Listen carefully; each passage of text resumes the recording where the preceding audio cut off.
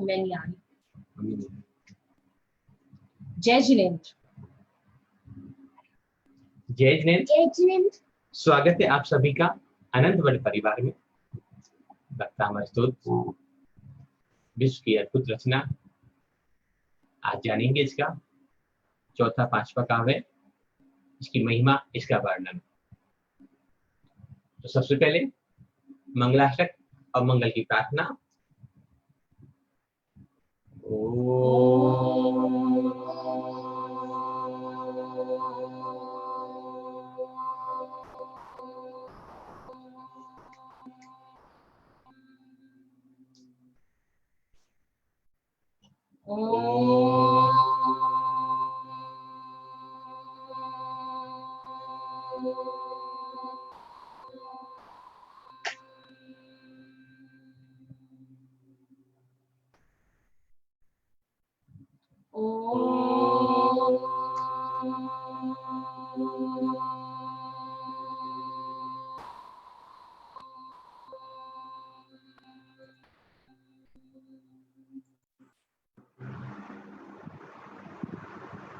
I hope Meenu जी अब आवाज clear आ रही होगी।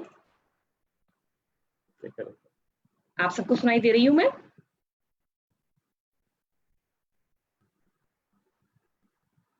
मीनू जी आवाज ठीक आ रही है?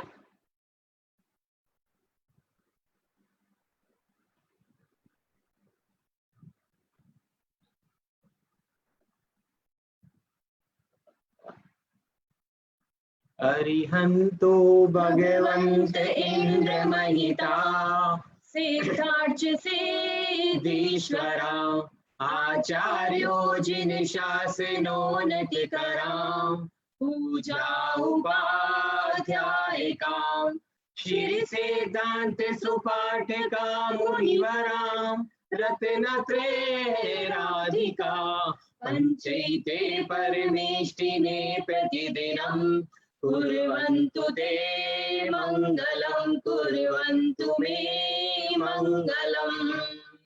श्रीमन्नम्रसुरासुरेन्द्र मुकुटा, परज्योतिरत्नपर्वा, भास्वत पादनाथेन्दवा पर्वचनां, बोन्धीदवास्तायिनां। ये सर्वे जिनसिद्ध सूर्यनुगास्तते पाटिका साधवा, स्तुत्या योगी समीक्ष पंच गुरुवा, कुर्वन्तु ते मङ्गलं, कुर्वन्तु मे मङ्गलम्। सम्यक् दर्शन बोध ब्रह्म ममलं, रत्नत्रं पावनं, मुक्ति श्रीनगराधिनाथ जिनपद, युक्तोपवर्ग पद, धर्म शुक्ति सुधा चैत्यमखिलं, चैत्यालयं श्रेयालयं, प्रोक्तं चतुर्विधं चतुर्विधमपि, कुर्वन्तु ते मङ्गलं, कुर्वन्तु मे मङ्गलम्। नावेयादिजिनाध्यापाश्चर्भुवन् ख्याताश्चतुर्विंशति, श्रीमन्तो भरतेश्वरः प्रभृतयो, ये चक्रिणो द्वादशां, ये विष्णु प्रतिविष्णु लाङ्गरधरां, सप्तोत्तरां विंशति, त्रैकाले प्रतितास्तेष पुरुषा, कुर्वन्तु ते मङ्गलम्, कुर्वन्तु मे मङ्गलम्। ये सर्वोषधिरेदयै सुतपसो वर्धिं गतां पञ्चये, ये चाष्टांग महानिमेत कुशला, ये अष्टवेदाचारिणा, पंच ज्ञानधरास्तनो बलिनो, ये बुद्धिरीश्वरा, सप्तैते सकलार्चिता मुनिवरां, कुर्वन्तु ते मङ्गलं, कुर्वन्तु मे मङ्गलम्। कैलासेर्वश्य निविरक्त मही, वीरस्य पावापुरे, चंपायां वशुपूज सज जिनपते, संवेद शैलार्तं, शेषाणामपि चोर्दन्तशिखरे नेमीश्वरायतो निर्वावने प्रसीद विभवा कुर्वन्तु ते मङ्गलं कुर्वन्तु मे मङ्गलम् ज्योतिर्व्यन्तर्भाविनामर्गरै मेरो कुलार्दू तथा जम्बूशालिमालि चैत्यसाकेषु तथा वक्षारोप्यादिषु इक्ष्वाकार गिरोच कुण्डल नगे दीपे च नन्दीश्वरे शैले ये मनुजोत्तरे जिनिग्रहां कुर्वन्तु ते मङ्गलं कुर्वन्तु मे मङ्गलम् योगर्वावतिरोषभो भगवतां जन्माविचे कोसवो यो जाता परिनिष्टमेन विभवो यः केवल्यज्ञानमगा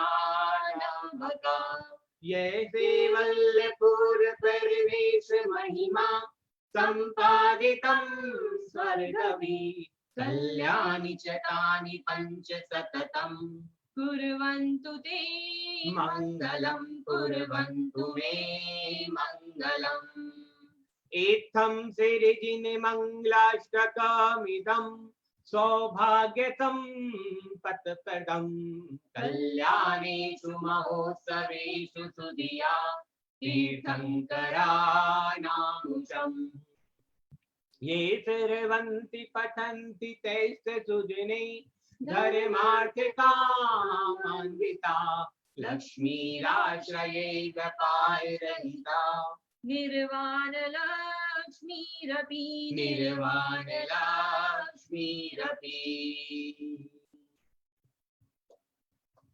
भक्तामरा प्रणति मौलिमणि प्रधान उद्योदिकं दलिते पापितमो वितान सम्यक् प्रणम्य जिनपा युगं पादं बलं बलं भवजले पतितां जनानां अल्पश्रुतं श्रुतिवतां परिहासे धाम प्रभक्तिरेव मुखरि कुरुते बनाना कोकिला किलिमधु मधुरं निरोधि सचाम चारुकलिका निकरे खरे तु उद्भूत भीषण जलो धरे भारे भूम्ना तुजां दशामुपगता शुद्ध जीविताशा तत्पादे पंकजरजो हृद देख देया प्रजा भवन्ति मकरा प्रजतुल्य रूपा जय जय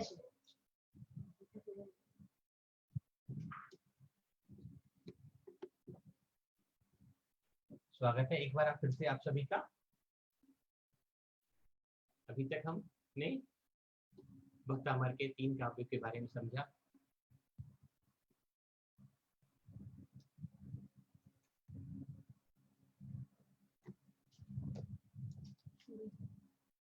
मानतुम स्वामी अभी भी भक्ति प्रारंभ करना उन्होंने नहीं किया। अभी तो ऊहापोह की स्थिति बनी हुई है कि कैसे करूं, क्या होगा, मैं कर पाऊंगा या नहीं कर पाऊंगा।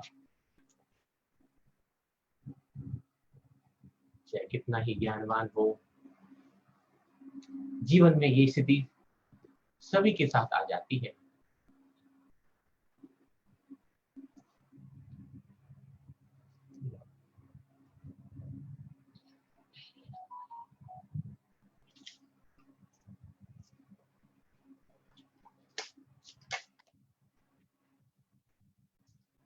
पहले श्लोक में सम्यक पूर्वक नमस्कार किया प्रभु के चरणों में। दूसरे श्लोकाव्य में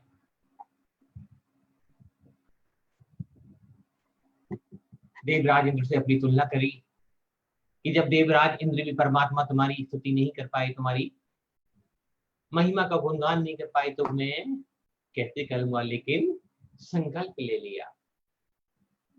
ये सारी कथा, ये सारी कहानी ऐसे ही है जैसे एक बचपन, एक बालक का जन्म होता है, जन्म के बाद बाल्य अवस्था, प्रौढ़ अवस्था,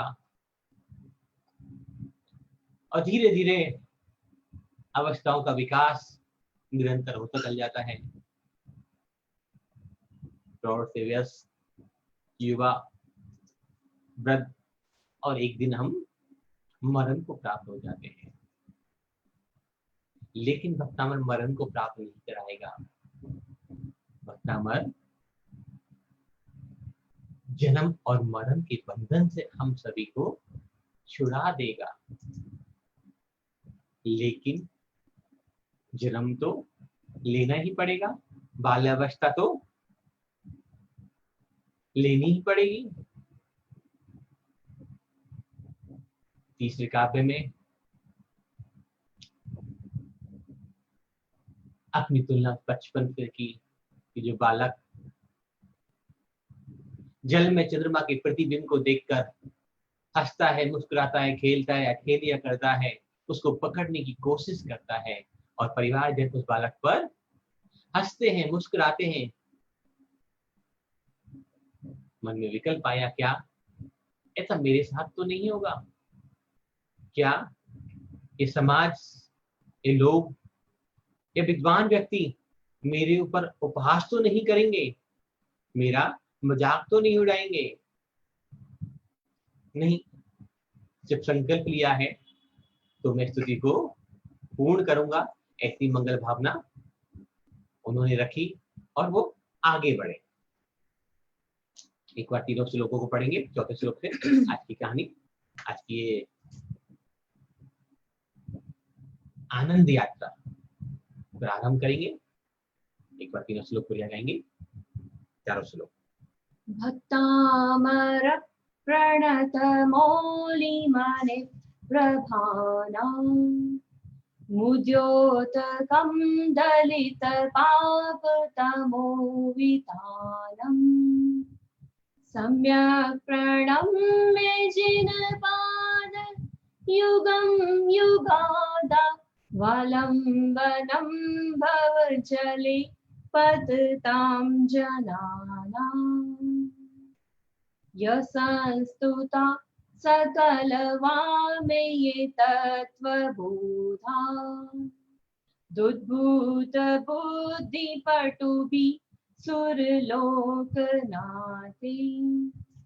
स्तोत्रे जगत्रतय चेत् हरिरुदारे स्तोषे किलामपि तं प्रथमं जिनेन्द्रम् बुद्ध्या विनापि विबुधार्चित पादपीठ स्तोतुं समुदतमतिर्वृगत तपोहम् बालं विहाय जल संस्थित बिन्दुबिम्बा मन्यकैच्छति जना सहसा ग्रहीतुम्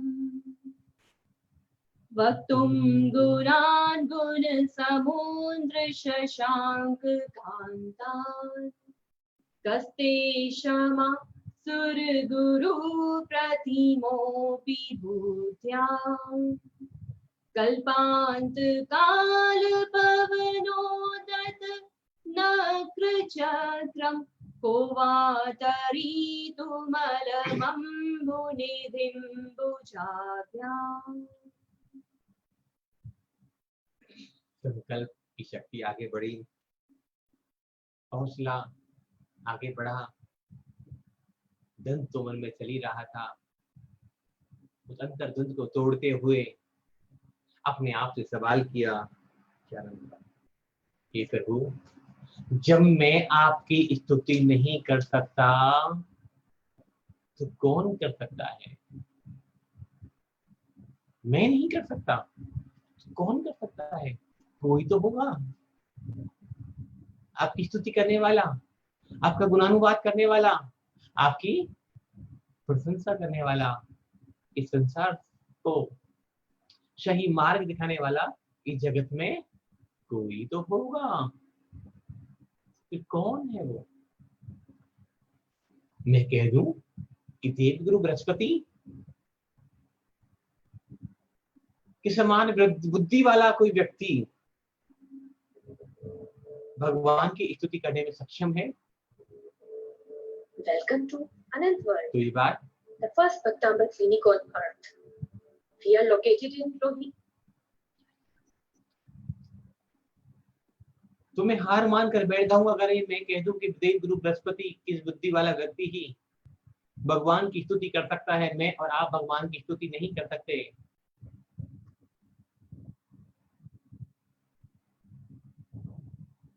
तो हार मान लें, भाग जाएं, लौट जाएं, मैदान छोड़ दें। ये ऐसी अवस्था है जब हमारे अपने परिजन किसी असाध्य बीमारी से ग्रसित होते हैं, डॉक्टर्स कह देते हैं आई एम सॉरी, हम कुछ नहीं कर सकते। तो क्या करते हैं? छोड़ देते हैं, मर जाने देते हैं, उनको दुख पीड़ा और तकलीफ को भोगने देते हैं? नहीं, हम अंतिम सांस तक उनका उपचार कराते हैं, उनकी देखभाल करते हैं, उनकी केयर करते हैं, जो कुछ हमसे बन पड़ता है वो सब करते हैं। तो परमात्मा की स्तुति करने के वक्त ये विकल्प क्यों नहीं कर सकते? हम बृहस्पति की बराबर बुद्धि हमारे अंदर नहीं है, हमारे अनंत जन्मों के पाप, हमारे कर्मों की गठरियां हमारे ऊपर लदी हुई पड़ी हैं, तो क्या हम उस गठरी को उतारना नहीं चाहेंगे? भगवान महावीर के सामूचरण में एक साथ दो व्यक्ति पहुंचे, दोनों ने एक ही सवाल किया, भगवान बनते अब मोक्ष जाने में हमारे कितने जन्म शेष रह गए? मोक्ष जाने में कितने जन्म शेष रह गए? एक व्यक्ति को उन्होंने कहा कि बस कुछ ही जन्म बाकी हैं, अब ज्यादा देर नहीं है। दूसरा व्यक्ति जो महावीर के चरणों में दीक्षा लेना चाहता था, महावीर के जैसा बनना चाहता था, उससे पूछा, भगवान मेरे कितने जन्म बाकी हैं? उसने कहा कि जिस पेड़ के नीचे मैं बैठा हूं, जितने इस पेड़ में पत्ते हैं उतने तुम्हारे जन्म अभी और बाकी हैं। व्यक्ति बहुत प्रसन्न हुआ, आनंदित हो गया, वाह सिर्फ इतने ही बाकी हैं, मेरे सिर्फ इतने ही जन्म बाकी हैं। दोनों परिस्थितियां एक ही हैं, दोनों को बताने वाला एक ही व्यक्ति है, दोनों को आंसर भी एक ही तरह से मिला, लेकिन यह समझ का, सोच का, अपने ऊपर दिए जाने वाली बात का प्रभाव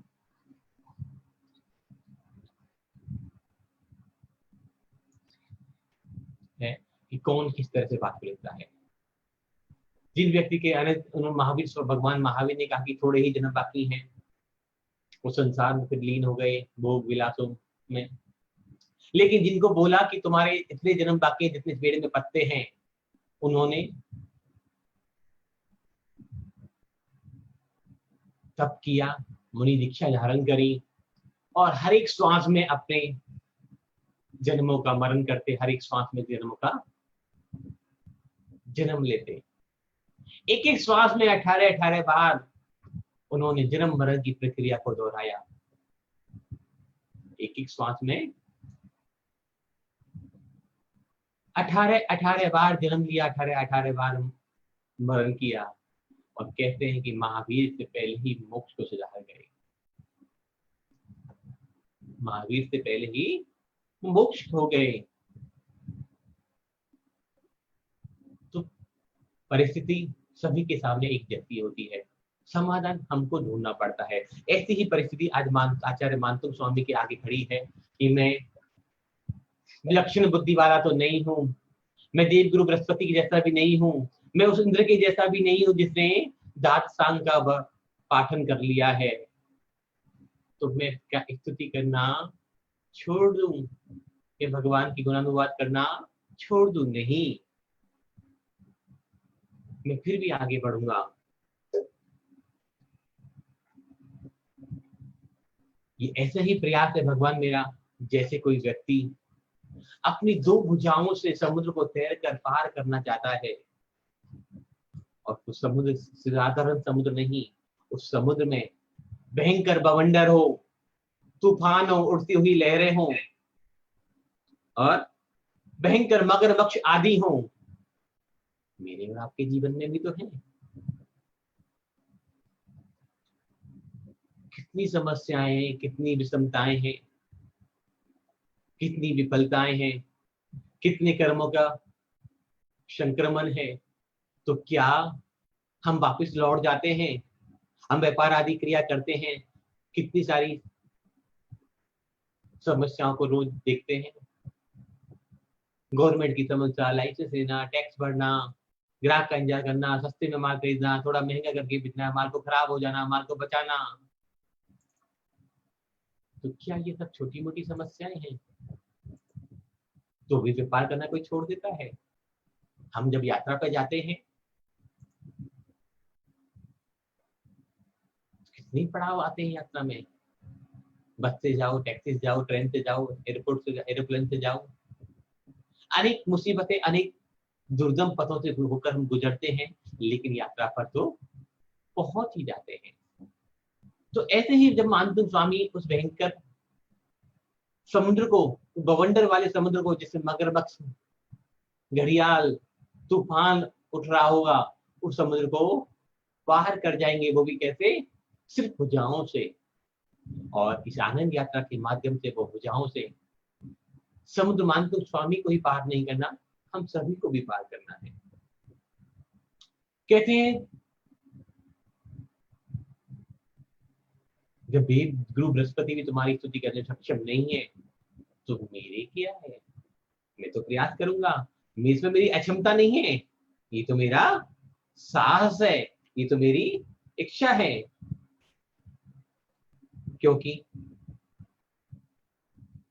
मानतुंग स्वामी के मन में अंतर्द्वंद चल रहा है, मन की स्थिति बड़ी विचित्र हो रही है। ऐसे क्षणों में प्रभु का साथ ही परमात्मा के साथ हो जाए, उनके तादाद में स्थापित हो जाए, तो ठीक ढंग से काम किया जा सकता है। कहानी पढ़ी मैंने, एक फकीर था, बाजार में गया, भूख लगी हुई थी, उसने मीठे तरबूजों का ढेर देखा, खाने की इच्छा हुई, किंतु पास में एक पैसा भी नहीं। खरबूजे वाले के पास गया, बोला भैया खरबूजा दोगे? उसने कहा हाँ दूंगा, लाओ 1 टका।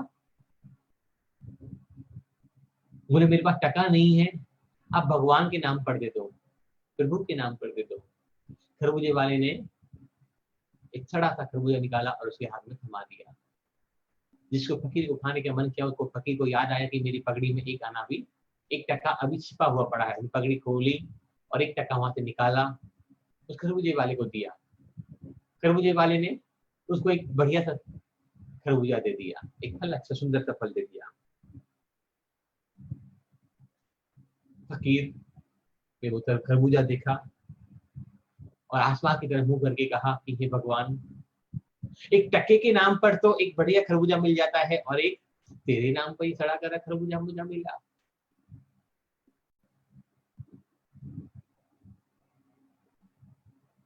ये दुकानदार व्यापारी था, उसके मन में अभी परमात्मा के प्रति समर्पण, परमात्मा से संबंध उसका स्थापित नहीं हो पाया, जो उसने फकीर को खरबूजा, सड़ा हुआ खरबूजा दिया। अगर उस व्यापारी का, उस दुकानदार का, खरबूजे वाले का, सब्जी वाले का अपने परमात्मा के साथ संबंध होता, तो जब भगवान के नाम पे उसने मांगा तो उसको बड़ा अच्छे से अच्छा खरबूजा देता, और टके में शायद कभी देता ही नहीं था। वो तो व्यापार की बात थी। जो जिनका संबंध अपने परमात्मा के साथ, अपने आराध्य के साथ हो जाता है, वो सहजता से अपनी मंजिल पर, अपने गंतव्य पर आसानी से पहुंच जाते हैं। जरूरत है परम सत्ता के साथ हमें संबंध स्थापित करने की। मानतुंग स्वामी ने कहा तुम्हारी स्तुति करने में समर्थ तो नहीं हूं मैं, लेकिन बताएं समर्थ कौन है, उसे जाके स्तुति करने की कला सीखो प्रभु। मैंने दूर तक दृष्टि डालकर देखी इस मृत्यु लोक में, इस अमर्त्य लोक में कोई भी देव अथवा गुरु बृहस्पति भी आपकी स्तुति करने में समर्थ नहीं है। जब आपकी स्तुति करने में कोई भी समर्थ नहीं है तो मैं अपनी अक्षमता का गुणगान बखान क्यों करूं? और उसी क्षण मानतुम स्वामी समझ जाते हैं और कहते हैं, मन ही मन में सोचते हैं कि मुझ में जितनी क्षमता है, मुझ में जितनी योग्यता है, मुझ में जितनी पात्रता है, मैं उस क्षमता का, योग्यता का, पात्रता का उपयोग करूंगा और आपकी स्तुति करूंगा। ऐसे करते करते वो भगवान की स्तुति में लीन हुए और उन्होंने चौथे काव्य की रचना की।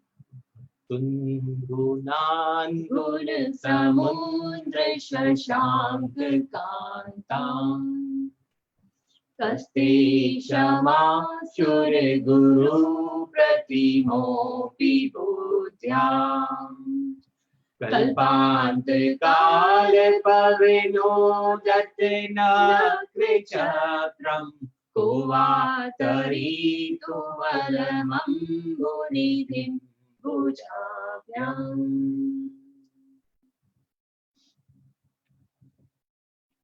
अब इसका अर्थ समझ लेते हैं एक एक शब्द का। बुद्धिया माने बुद्धि के बिना भी, बुद्धि के बिना भी। विबुधा बुद्धिया। वक्तुन,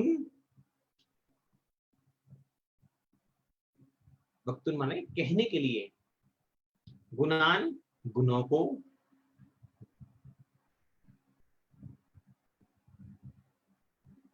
गुण समुद्र ही गुणों के सागर। मेरे पास आपके गुणों को कहने का कोई साधन नहीं है। गुण समुद्र। शशांक चंद्रमा की कांति के समान उज्जवल। और कांतान का मतलब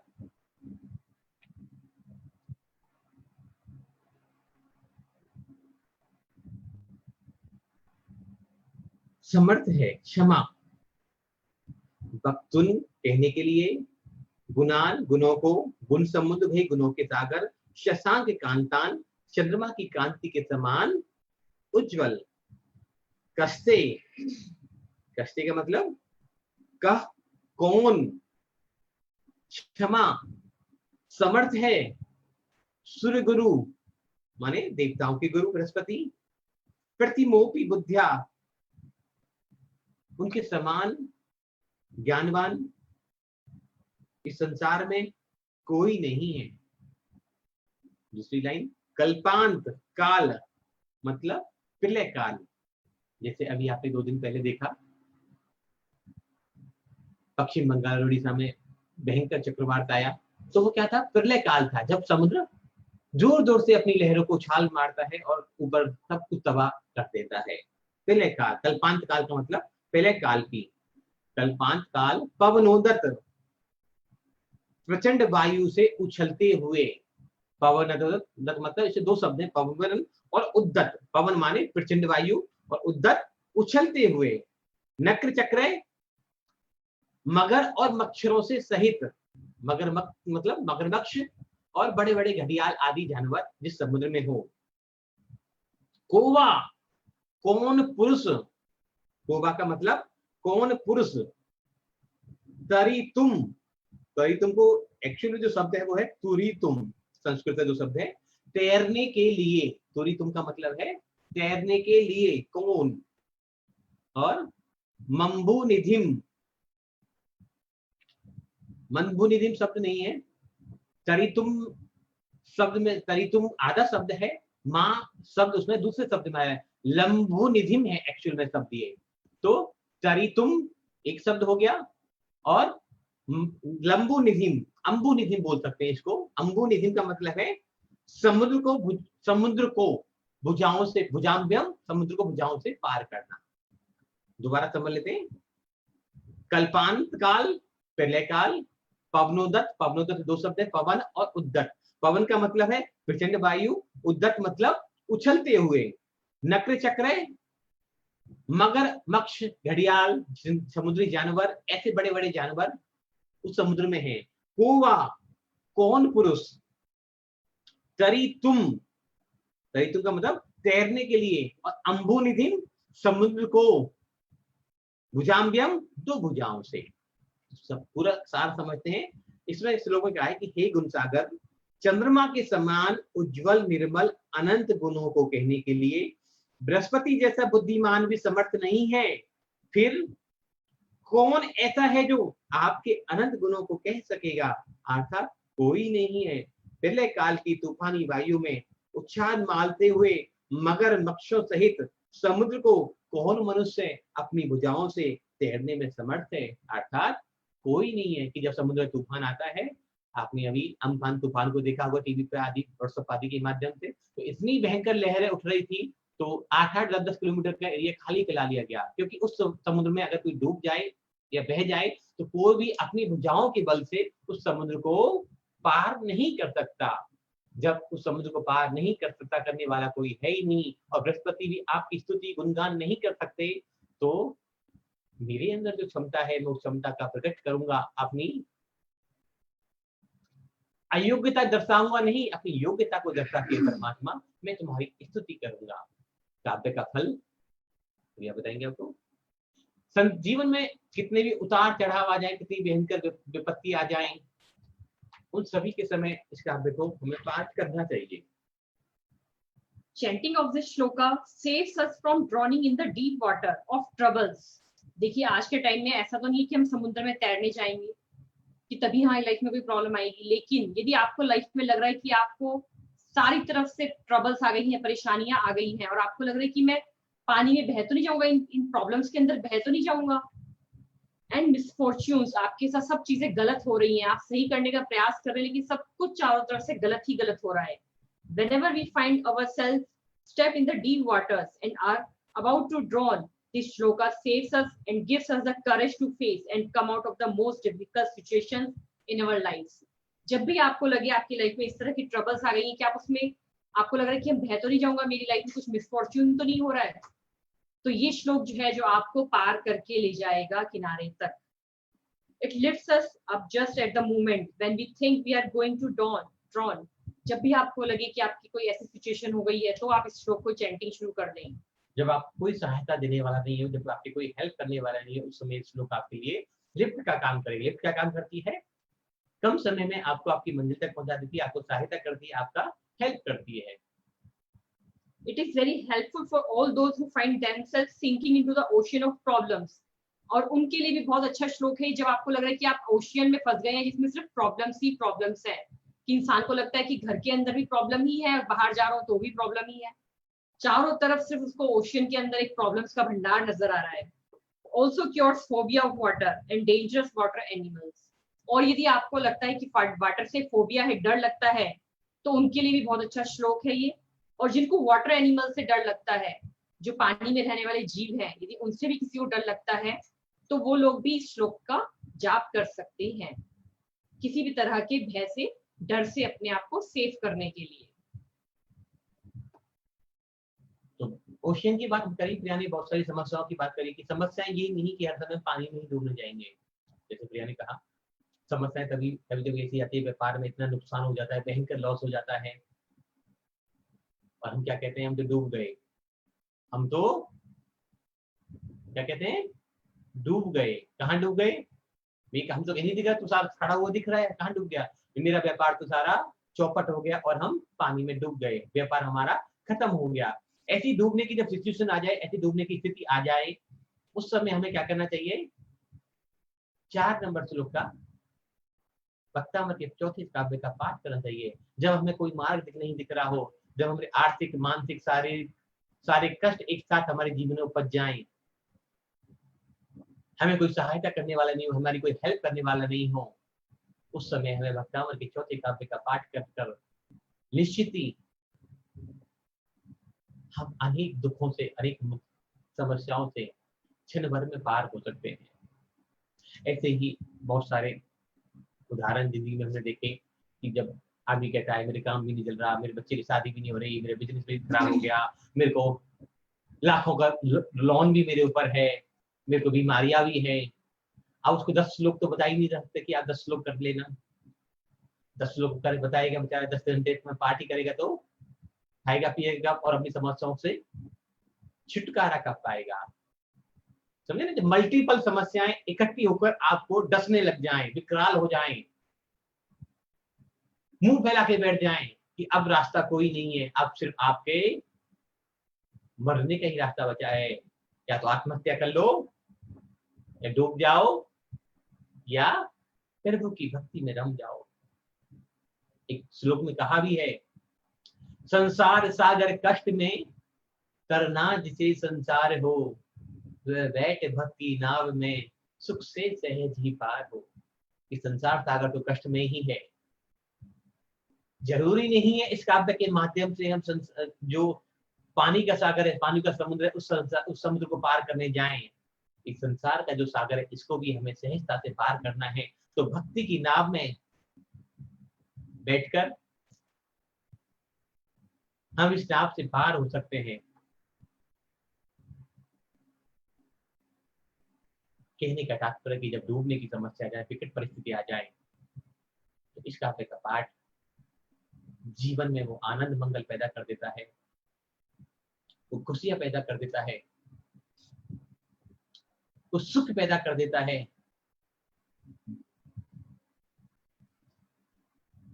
जिनसे बचने का, जिनसे छूटने का हमारे पास कोई रास्ता नहीं होता।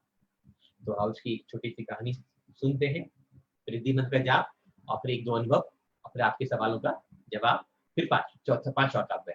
हाँ जी मंजू जी, हमने फर्स्ट नंबर श्लोक भी बताया था लाइफ में डिस्टर्बेंसेस को खत्म करने के लिए। लेकिन यदि आपकी लाइफ में बहुत सारी ट्रबल्स भी आ गई हैं, ओशियन के जैसे ओशियन में कितना गहरा पानी होता है समुद्र के अंदर, तब आप भक्तांबर का 4th नंबर काव्य भी जाप कर सकते हैं। जैसे आपने देखा होगा कि आप डॉक्टर के पास जाते हैं मेडिसिन लेने, एक बुखार के लिए बहुत सारी मेडिसिन होती है कि यदि आपको कम बुखार है तो आप ये लेना, आपको यदि बैक्टीरिया ज्यादा ग्रोथ कर रहा है तो ये लेना, आपको हैजा हो गया है, आपको चिकनगुनिया हो गया, उसके अंदर बुखार आ रहा है तो वो लेना।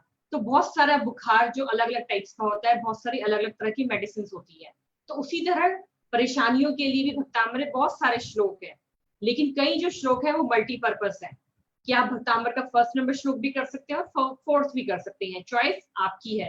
लेकिन यदि 4th जो श्लोक है आपके पास, आपको लग रहा है कि कई बार आपको ऐसा फील होता हो कि आपकी लाइफ में बहुत सारी प्रॉब्लम्स हो गई हैं, एक ओशियन में जैसे पानी होता है, नमकीन पानी होता है कि आपको अंदर बाहर चारों तरफ 8 दिशाओं में सिर्फ प्रॉब्लम्स ही नजर आ रही है, तो आप ये दोनों श्लोक भी पढ़ सकते हैं और दोनों में से एक भी कर सकते हैं, कहीं कोई दिक्कत नहीं है। जैसे मैंने कहा, अभी आपको पहले कहानी सुना था, मैंने बताया था कि जब डॉक्टर्स कहते आई एम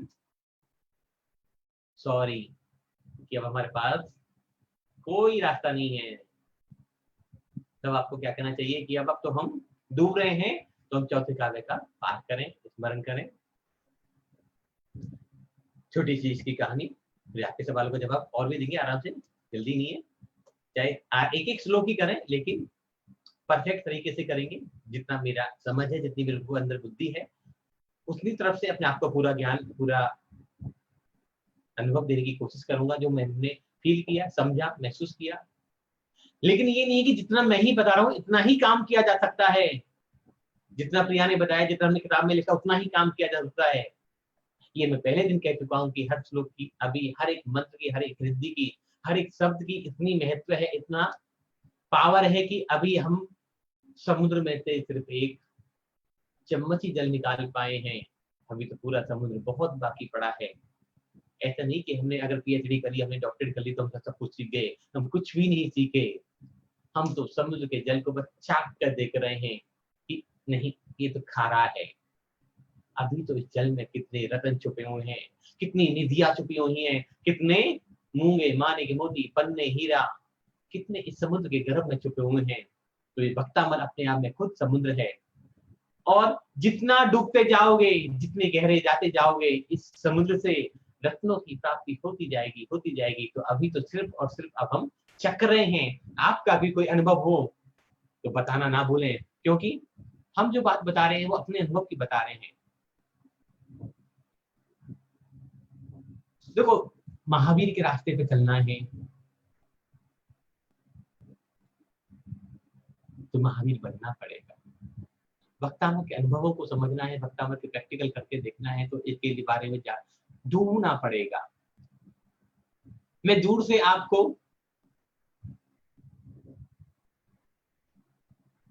अभी लॉकडाउन जैसे चल रहा है और यहाँ बहुत सुंदर सी मिठाई, स्वादिष्ट मिठाई, स्वादिष्ट पकवान बना के दिखाऊं तो क्या आप उनका स्वाद ले पाएंगे?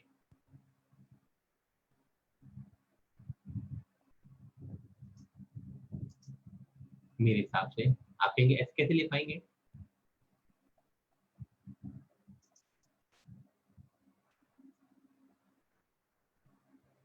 तो मिठाई का स्वाद लेना है, मिठाई का रस लेना है, मिठाई का आनंद लेना है तो आपको मिठाई को खाना पड़ेगा, तभी उसका स्वाद आया जा सकता है।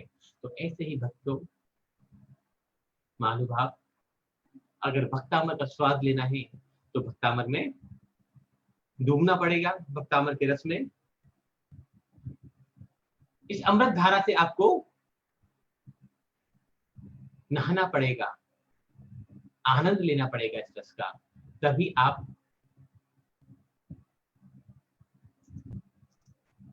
इसका मजा ले पाएंगे। तो छोटी सी कथा, कहते हैं भगवान महामुनिराज को आहार देने से सारा ऐश्वर्य प्रकट हो जाता है। जैसे श्रेयांश, राजा श्रेयांश ने अक्षय तृतीया के दिन भगवान ऋषभ देव को मुनि अवस्था में आहार दान दिया, रत्नों की वृष्टि हुई और वह पर्व क्या हो गया? अक्षय तृतीया के नाम से वो पर्व आज भी मनाया जाता है। मुनिराज तो हम रत्न त्रय पालन हेतु सिर्फ आहार देते हैं, मुनिराज को हम रत्न त्रय की पाल, क्योंकि अगर हम उनको आहार नहीं देंगे तो अपनी साधना वो कैसे पूर्ण करेंगे? उनकी साधना चलती रहे, इसलिए हम मुनिराज को आहार देते हैं। क्षमक दर्शन सम्यक ज्ञान सम्यक चारित्र का पालन करते रहें, इसलिए हम मुनिराज को आहार देते हैं। लेकिन मुनिराज जो बदले में हमें उपदेश देते हैं, हम वो उपदेश हमारे लिए अक्षय रत्न बन जाते हैं। हम तो क्या दे सकते हैं? चाहे कोई मुनि आ जाए, चाहे कोई गुरु आ जाए, गोचरी के लिए कोई साधु साध भी आ जाए, क्या दे देंगे? 2 रोटी 4 रोटी सब्जी पानी दे देंगे, जल बपरा देंगे, क्या दे देंगे उनको? लेकिन उनके मुख से, उनके जो श्री मुख से जो आशीष और उपदेश हमारे लिए मिलते हैं, वो बिल्कुल अद्भुत होते हैं। ऐसे ही एक मुनिराज को सुदत्त सेठ ने आहार दिया, तब मुनिराज ने उसे महामृत्युंजय या भक्तामृत विधि पूर्वक पाठ पढ़ाया, समझाया। सेठ के पास एक बार संकट उपस्थित हुआ, संकट के समय में ये कैसे काम आया, इस काव्य के माध्यम से नहीं समझेंगे। ये कथा मध्य युग की है। पीले वस्त्र पहने, हाथ जोड़े वानिक पुत्र सुदत्त श्रेष्ठी मंगल कलश लिए पत्नी के साथ अपने गृहद्वार पर खड़े, मधुर शब्दों के उच्चारण के साथ अपने गुरुवर को आह्वान कर रहे हैं, हे स्वामी नमोस्तु नमोस्तु नमोस्तु, अत्र अत्रो तिष्ठो तिष्ठो, आहार जल शुद्ध। वैसे तो हम आज भी मुनि महाराजों को आहार देते हैं, साधु साध्वियों को गोचरी बपराते हैं, मन वचन काय की पूर्वक शुद्धि करके। लेकिन उस युग का जो वातावरण था, जो मध्य युग का जो काल था, वो एक अद्भुत काल था। भक्ति की पराकाष्ठा थी, आनंद की यात्रा थी। लेकिन इस सब में भी एक और वो युवा दंपति, उनके मधुर कंठ से निकला हुआ वह आवाहन, स्वामी अत्रो अत्रो तिष्ठो तिष्ठो, ऐसा लग रहा था सारे वायुमंडल में आनंद बिखेर देगा, ऐसा लग रहा था सारे वातावरण में आज भक्ति की गंगा बहा देगा। ऐसे मंगल भावों के साथ हो। सिर्फ मुनिराज का पगड़ाहन नहीं कर रहे थे, अपनी श्रद्धा भक्ति विनय उपासना उस सभी कुछ को आहार दान के माध्यम से कर लेना चाहते थे। तभी उस मार्ग से कुछ मुनिराज विचरण कर रहे और भाव पार की मुनियों ने उनके भावों को पढ़ा, सुना, देखा, पगड़ान संपन्न हुआ और मुनि उनके आहार ताला में प्रविष्ट हुए। निर्विघ्न निरंतराय यथाविधि आहार हुआ। इसके आहार दान के पश्चात तो युवा दंपति ने मुनि से कुछ ज्ञान, कुछ चर्चा, कुछ उपदेश देने की प्रार्थना करी, अनुनय करी, विनती करी कि प्रभु आज सौभाग्य मिला मुझे जो आपके चरण मेरे घर पधारे, जो आप मेरे घर में आहार लेने आए। आज मेरा जीवन सफल हुआ और आज मेरा घर पावन हुआ। तो निवेदन और विनती है प्रभु, जाने से पहले कुछ तत्व उपदेश, कुछ तत्व चर्चा, कुछ आत्मज्ञान की बातें, आज कल्याण के पथ पे हम आगे कैसे बढ़ें, ऐसी कुछ उपदेश हमें देते जाइए। विनय पूर्वक प्रार्थना की थी। वैसे तो कहते हैं कि जैन साधु हर समय उपदेश नहीं देते, लेकिन पात्र की योग्यता के अनुसार वो कभी भी किसी भी वक्त उपदेश देने में उनको संकोच भी नहीं होता। दिगंबर सुगंबर 13पंथी 20पंथी कोई मुनि महाराज हो, ऐसे ही नहीं बोलते रहते कि जब मन माया बोलने चालू कर दिया। योग्य पात्र को देखकर ही उपदेश देना प्रारंभ करते हैं। यह वो समय था, मध्य युग का काल, जब और धर्म के लोग मंत्र तंत्रों के बल पर चमत्कार प्रकट कर रहे थे, अपने धर्म की महत्ता बता रहे थे, लेकिन जैन धर्म में चमत्कार करने का कोई प्रोविजन ना था, ना है, ना होगा।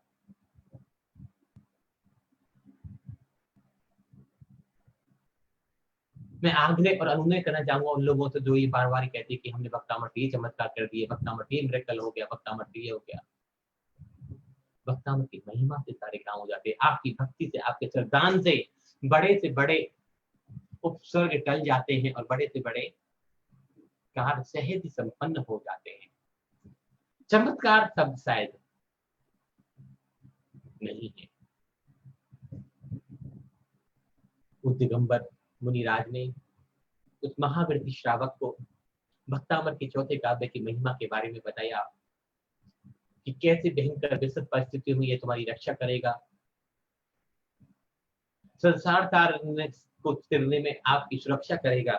ऐसा उपदेश उस सुदर्शन श्रेष्ठी मानिक पुत्र को मुनिराज देके गए। उनकी मंत्र विधि, साधना विधि मौखिक रूप से रटाकर याद करा दी और स्वयं जंगल की ओर विहार कर गए। समय बीतता गया। वानिक पुत्र व्यापारी आदमी थे। व्यापारे वसति लक्ष्मी, क्योंकि व्यापार करेंगे तो अभी लक्ष्मी की प्राप्ति होगी। इस हेतु एक दिन वो समुद्र यात्रा पर निकल गए। जहाजों में माल लाद लिया और सुदूर दूर दूर से देशों में, पहले जो समुद्र से द्वारा ही व्यापार आदि क्रियाएं ज्यादा होती थी, वो अपना माल लाद कर जहाजों में लेकर दूर देशों की यात्रा पर निकल गए। समुद्र की छाती को चीरते हुए आगे बढ़ते जा रहे थे ऐसे सेठ, और उसमें बैठे हुए मानो अट्ठास कर रहे थे कि देखो मैं विशाल समुद्र की छाती को चीर कर आगे बढ़ रहा हूं, मैं इस विशाल समुद्र की छाती को चीर कर आगे बढ़ रहा हूं। लेकिन उन अट्ठास में भी कर्मों की लेखाएं कब भारी पड़ जाए कोई नहीं जानता। 2019 में भी सभी लोग हम बहुत आनंद मंगल से अपने व्यापार आदि सुख दुख पाप पुण्य की सब क्रियाओं में आकंठ डूबे हुए थे। लेकिन प्रकृति की मार कब हो जाए और एक ऐसा अदृश्य जीव करुणा नाम का कब बनकर हमें आ जाए जो हमें और सारी प्रकृति को करुणा का पाठ पढ़ा जाए, ऐसी व्यवस्था तो सिर्फ प्रकृति कर सकती है। कर्मों की रेखाएं कर सकती है, जिसके कारण हम घर में बैठकर चुप कर बचने का रास्ता ढूंढ रहे हैं। तो ऐसे ही सुदर्शन सेठ की कर्म की रेखाएं बदली और समुद्र में भयंकर तूफान आ गया। घटाएं गिर गई, बारिश होने लगी, चक्रवाती तूफान उठने लगा। जहाज पर बैठे यात्री ने सोचा कि अब शायद मेरी मृत्यु बहुत निकट आ गई है और अब हम नहीं बचेंगे। भगवान से प्रार्थना करने लगे, रोने लगे, चिल्लाने लगे, बचाओ बचाओ का क्रंदन सारे समुद्र की छाती पर गूंजने लगा। इसी क्रंदन से जो श्रेष्ठी पुत्र सुदत्त बैठे थे वो अपने सामायिक में अपने ध्यान में लीन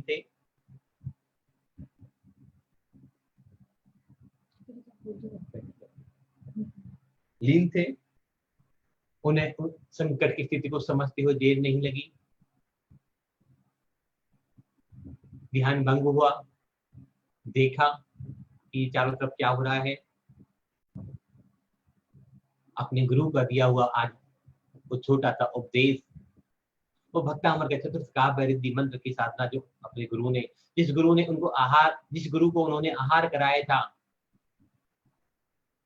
वो याद आ गई और उन्होंने उस समुद्र की छाती पर ही हिल चकोले खाती हुई जहाज पर ही ये भक्तामर का चौथा काव्य पढ़ना प्रारंभ कर दिया। गुणान गुण समुद्र शशांक कांतान कष्टे क्षमा सुर गुरु प्रतिमोपि बुद्ध्या कल्पांत काल पविनोदत नकृचक्रम कोवातरीतुमलमम्बुनिधिं भुजाभ्याम्। ओम ब्रीमरम नमो शब्बुसहिजिनानम द्रोम द्रोम नमः स्वाहा। ओम ह्रीं श्रीं क्लीं जल यात्रा जल देवताभ्यो नमः स्वाहा।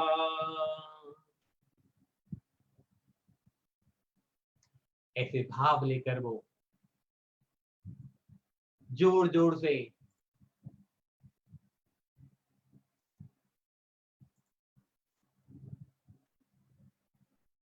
भक्तामर के चौथे काव्य का रीति मंत्र का पाठ कर रहे थे और उनके शब्द ऐसा लग रहा था जैसे आसमान में सुंदर शब्द बनकर गूंज रहे हों, गहरे नक्षत्रों तक कर्मों की रेखाओं को बदलने वाले हों। ऐसे शब्द चारों ओर से गूंज उठे। उनकी भक्ति, उनकी श्रद्धा, उनकी निष्ठा में बल दिखाया और यकायक बादल साफ हो गए। समुद्र का पानी ठहर गया। समुद्र में तूफान कम होने लग गए। सहजता से उन सुदत्त श्रेष्ठ ने और उनके सभी व्यापारियों ने उस समुद्र की यात्रा सहज रूप से पार करी। ऐसी भक्तामर के चौथे काव्य को जो मन वचन काय से पाठ करते हैं, जो भक्ति पूर्वक, जो श्रद्धा पूर्वक इसका स्मरण, इसका उच्चारण करते हैं, निश्चित ही हो लौकिक और भौतिक समुद्रों की बात नहीं करता, वो एक दिन संसार सागर से भी पार हो जाते हैं। बोल भगवान आदिनाथ स्वामी की जय। जैसे राजा सोमश्रियात ने भगवान ऋषभ देव को आहार दिया और नियम से वो मुनि पद को उन्होंने धारण किया, ऐसे सुदत्त सेठ ने एक बार मुनि महाराज को आहार दान देकर और उनसे प्राप्त उस मंत्र के माध्यम से जो साधना करी, उस साधना के बल पर उस विकराल समुद्र को पार कर गए। चारों ओर उनकी जय जयकार हुई, उनकी नाम यश कीर्ति चौ दिशा में फैली। ऐसे इस भक्तामर ईश्वर के चौथे काव्य की महिमा मैंने आपको सुनाई। मन वचन काय से इसका ध्यान करें, स्मरण करें, पाठ करें। जीवन में जब भी कभी विकट परिस्थितियां उपस्थित हो, भयंकर आपदाएं जब आपके पास आ जाएं, तब इस चौथे काव्य का उच्चारण करें। वैसे नियम से रोज करना चाहिए, फिर भी जब चारों ओर से निराशा के बादल दिखने लगे कि आई एम सॉरी, तब ये काव्य महाकाव्य आपके लिए अमर करने वाला, भक्तामर संसार सागर से पार करने वाला, आपके जीवन को अनंत ऊंचाइयों पे ले जाने वाला बन जाएगा। मान तुम मुनि महाराज की जय हो, जय हो, जय हो।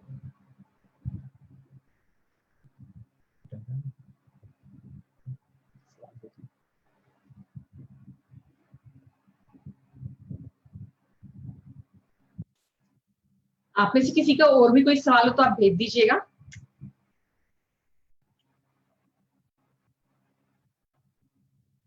मंजू जी फर्स्ट नंबर श्लोक भी अच्छा ही बता दिया।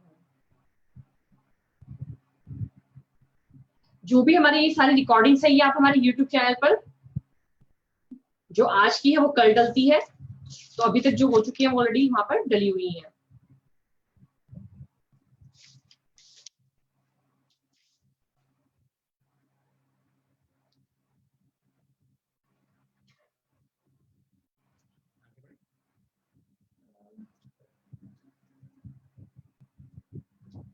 आगे बढ़ते हैं वक्तामर की 5वीं काव्य की तरफ। एक बार उच्चारण करेंगे, फिर इसके बारे में पढ़ेंगे। सोहम तथापि तव भक्ति वशान्मुनीश कर्तुं स्तवं विगत शक्तिरपि प्रवर्तः प्रीत्या त्ववीर्मविचारे मृगीन्द्रं नादेति किं निज शिशो परिपालनार्थम। जो भक्तामर के प्रथम 6 काव्य हैं ये सिर्फ बचपना दिखा रहे हैं, अपनी शक्ति को तोल रहे हैं, अपने आप को मजबूत कर रहे हैं भगवान की भक्ति करने के लिए, भगवान की स्तुति करने के लिए, भगवान के गुणानुवाद करने के लिए। अभी तो भक्ति अभी भी प्रारंभ नहीं हुई है, अभी तो सिर्फ अपने आप को बुद्धि की कसौटी पर, श्रद्धा की कसौटी पर, तर्क की कसौटी पर तोला जा रहा है। इसका अर्थ समझ लेते हैं। सोहम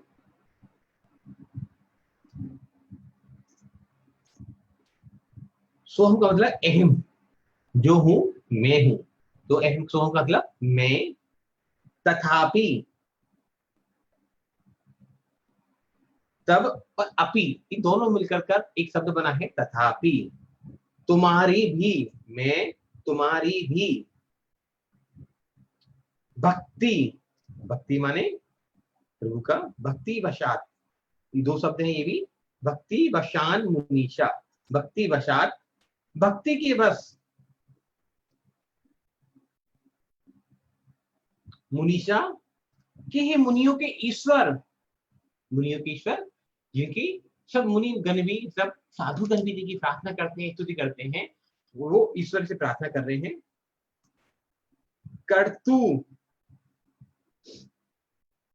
कर्तुस्तवम,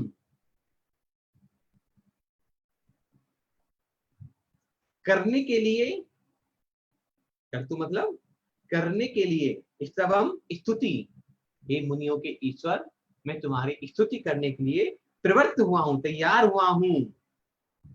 कैसे? जैसे पीड़त्यात वीर विचार है, पीड़त्या मतलब प्रीति वश, मोह बस, वीर शक्ति को कहा गया है, मविचार है मृगी, मविचार मतलब अपनी शक्ति का विचार ना करते हुए, और मृगी माने हिरनी, मृगेंद्रम सिंह के सम्मुख हो, शेर के सम्मुख, ने अभ्यति नहीं जाती है, अर्थात जाती है, परिपालनार्थम बचाने के लिए अपने पुत्र को, कि हे मुनीन्द्र ऋषभदेव मैं मानता हूं सामर्थ्य रहित होने पर भी आपकी भक्ति बस ही आपकी स्तुति करने को तैयार हुआ हूं। मैं जानता था कि मेरे में इंद्र के समान बुद्धि नहीं है, मैं जानता था मेरे में साहस नहीं है, मैं जानता था मुझे बृहस्पति के समान मेरे अंदर गुण नहीं है, लेकिन फिर भी मैं आपकी स्तुति करने के लिए, आपकी प्रार्थना करने के लिए, आपकी गुणानुवाद करने के लिए तैयार हुआ हूं। कैसे? जैसे एक हिरनी का बच्चा अगर शेर के सामने आ जाए तो क्या करेगी वो हिरनी मां भोली? खा जाने देगी अपने बच्चे को, शेर को?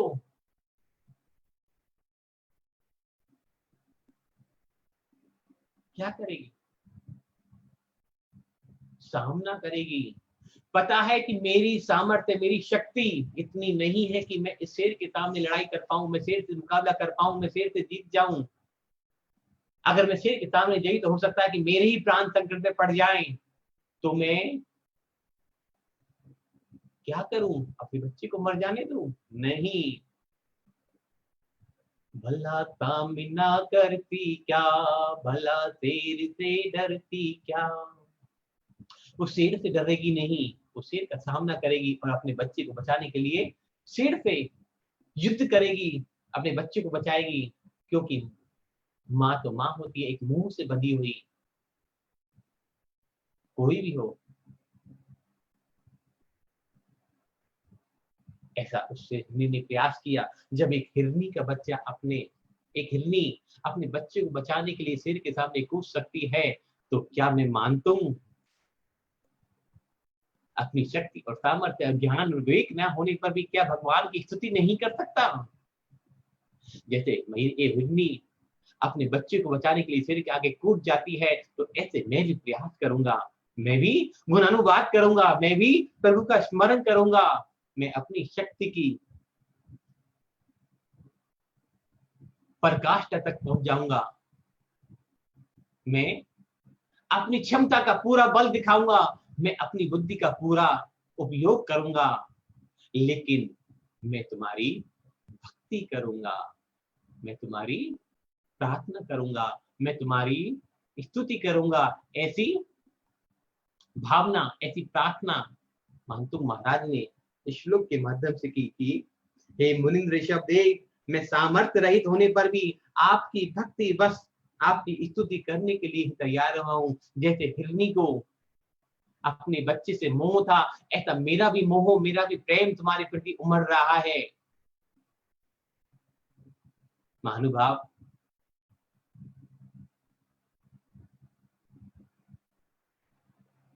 ये कोई प्रेम की बात थी? वहां सोचना जरा, विचार करना कि जिस व्यक्ति की पूरी देह लोहे की मोटी मोटी जंजीरों से, बेड़ियों से, तालों से छिल गई हो, वो व्यक्ति अभी भी मोह दिखा रहा है, अभी भी स्तुति करने की बात कर रहा है, अभी भी अपनी क्षमता की बात कर रहा है। उसे तो ये कहना चाहिए था कि तुझ में ताकत है तो आज मुझे बजा के दिखा, जब जानूंगा तो भगवान है। हम सब तो ऐसे ही करते हैं ना कि मैं तो तभी मानूंगा सच्चा भगवान जब भगवान नाम की कोई चीज होगी थी, आज मुझे वो बचा के दिखाएगा, आज मेरी रक्षा करेगा, आज मेरी सहायता करेगा, तब मैं भगवान तुझे भगवान मानूंगा, नहीं तो तू भगवान ही नहीं है। मैं तुझे छोड़कर मैं किसी और भगवान को पकड़ लूंगा, मैं आज महावीर को पकड़ूंगा, कल राधीनाथ को, परसों पार्वतीनाथ को, फिर राम को, फिर कृष्ण को, बुद्ध को, मैं सबको पकड़ लूंगा। जो मेरे काम आएगा मैं उसको ही भगवान मानूंगा, जो मेरे काम नहीं आएगा मैं उसको भगवान मानता ही नहीं। तुम्हारे मानने से ना मानने से क्या फर्क पड़ता है? तुम्हारे पहचानने से, तुम्हारे स्वीकार करने से क्या फर्क पड़ता है? तुम्हारे एक्सेप्ट करने से ना एक्सेप्ट करने से क्या फर्क पड़ता है? महावीर पर भी पत्थर बरसाए गए, महावीर को भी गालियां दी गई, महावीर पर कीचड़ उछाला गया, महावीर पर भी धुआं करे गए, महावीर के कानों में कीट ठोक दी गई, और उस समय के नगरवासियों ने कहा कि महावीर कोई भगवान नहीं है। तो क्या महावीर को कोई फर्क पड़ा? वो तो अपनी साधना में जैसे पहले लीन थे वैसे ही निरंतर लीन होते चले गए और एक दिन परम पद को पा गए। लेकिन यहाँ परिस्थितियां विचित्र हो रही हैं। यहाँ बात ये नहीं कि मैं तुझे भगवान मानता नहीं मानता, तो भगवान है या नहीं है।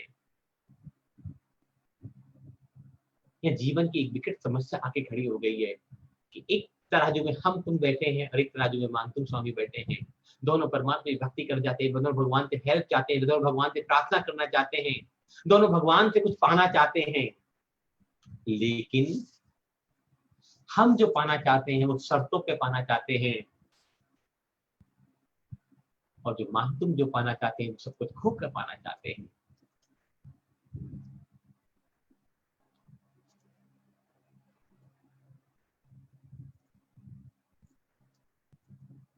मैं ये नहीं कह रहा कि आपके अंदर भक्ति नहीं है, मैं ये नहीं कह रहा कि आपके अंदर श्रद्धा नहीं है, मैं ये भी नहीं कह रहा कि आप विवेकवान नहीं है, और मैं ये भी नहीं कह रहा कि आप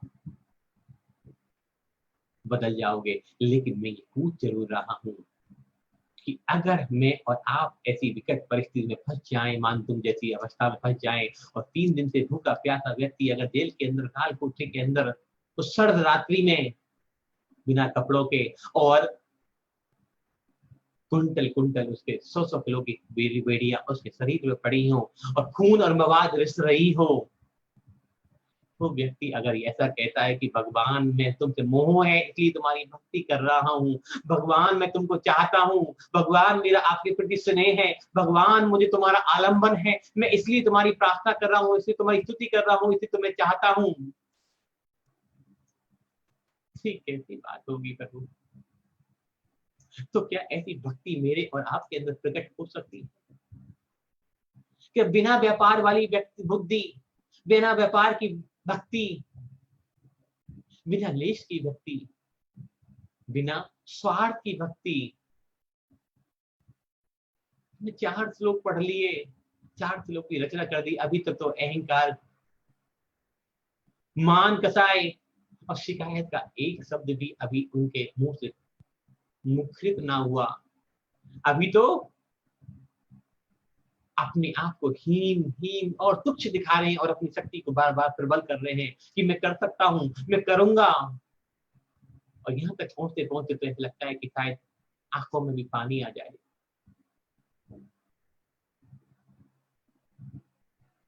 अगर श्लोक को पढ़े तो ऐसे ही लगेगा कि आंखों में पानी आ जाए कि मैं भक्ति बस, मैं मोह बस, मैं स्नेह बस तुम्हारी डोर से बंधा हुआ हूं। अब तो समर्पण की बात भी खत्म कर दी उन्होंने, अब तो सिर्फ स्नेह की बात कर रहे हैं, मोह की बात कर रहे हैं। अब तो तू और मैं की बात हो रही है।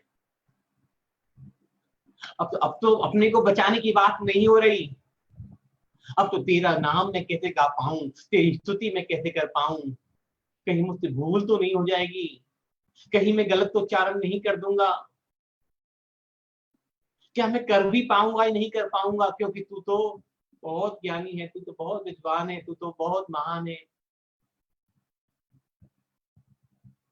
ऐसी विचार, ऐसा द्वंद्व उनके मन में चल रहा है, भगवान मैं तुम्हारी भक्ति नहीं कर पा सकता। लेकिन ऐसा ख्याल आता है कि हिरनी का बच्चा जब शेर के आगे होता है तो हिरनी अपने बच्चे को बचाने के लिए उस शेर के आगे कूद जाती है, अपनी शक्ति की सीमाओं को, शक्ति के बंधनों को तोड़ देती है। उद्देश्य सिर्फ एक ही होता है कि अपने बच्चे की, अपने शिशु की रक्षा करना।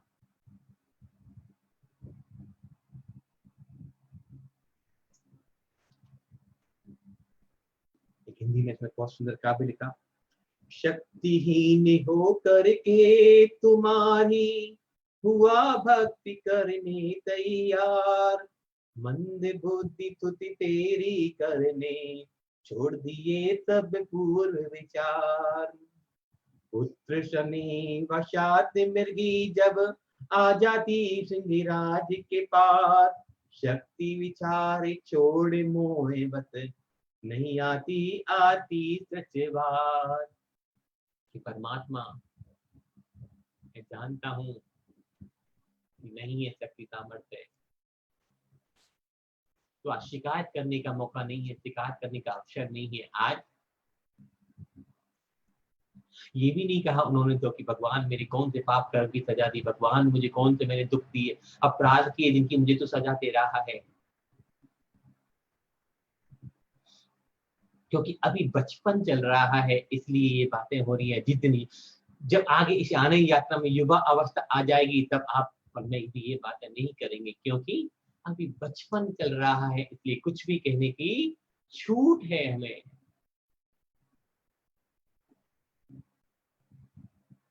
तो बाल्य अवस्था के 6 श्लोक, जिसने बचपन को नहीं जिया, जिसने बचपन को नहीं जिया वो कभी जीवन को जी नहीं पाता। जिसने अपनी सामर्थ्य, अपनी शक्ति को नहीं परखा बचपन में, जिसको खेलने का, कूदने का, उद्दंडता करने का अवसर नहीं मिला, जिसको बोलने का मौका बचपन में नहीं दिया जाता, वो बड़े होकर भी मौन रह जाते हैं। जिनको डिसीजन लेने की पावर बचपन में नहीं सौंपी जाती, जिनको खेलने की आजादी नहीं दी जाती, वो बड़े होकर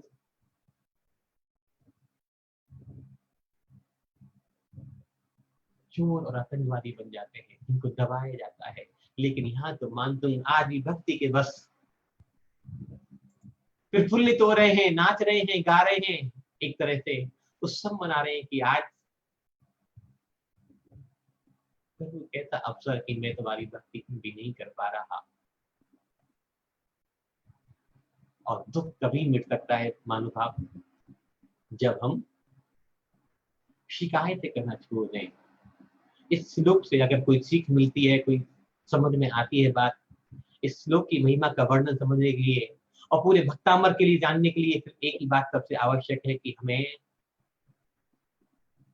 क्या करना होगा। हमें सिर्फ और सिर्फ शिकायतें करना छोड़ना होगा। हमें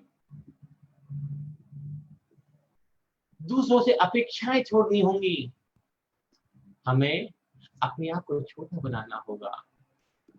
तभी हम सिर्फ एक वर्ड में बोला जाए तो सिर्फ डिटैचमेंट चाहिए हमें।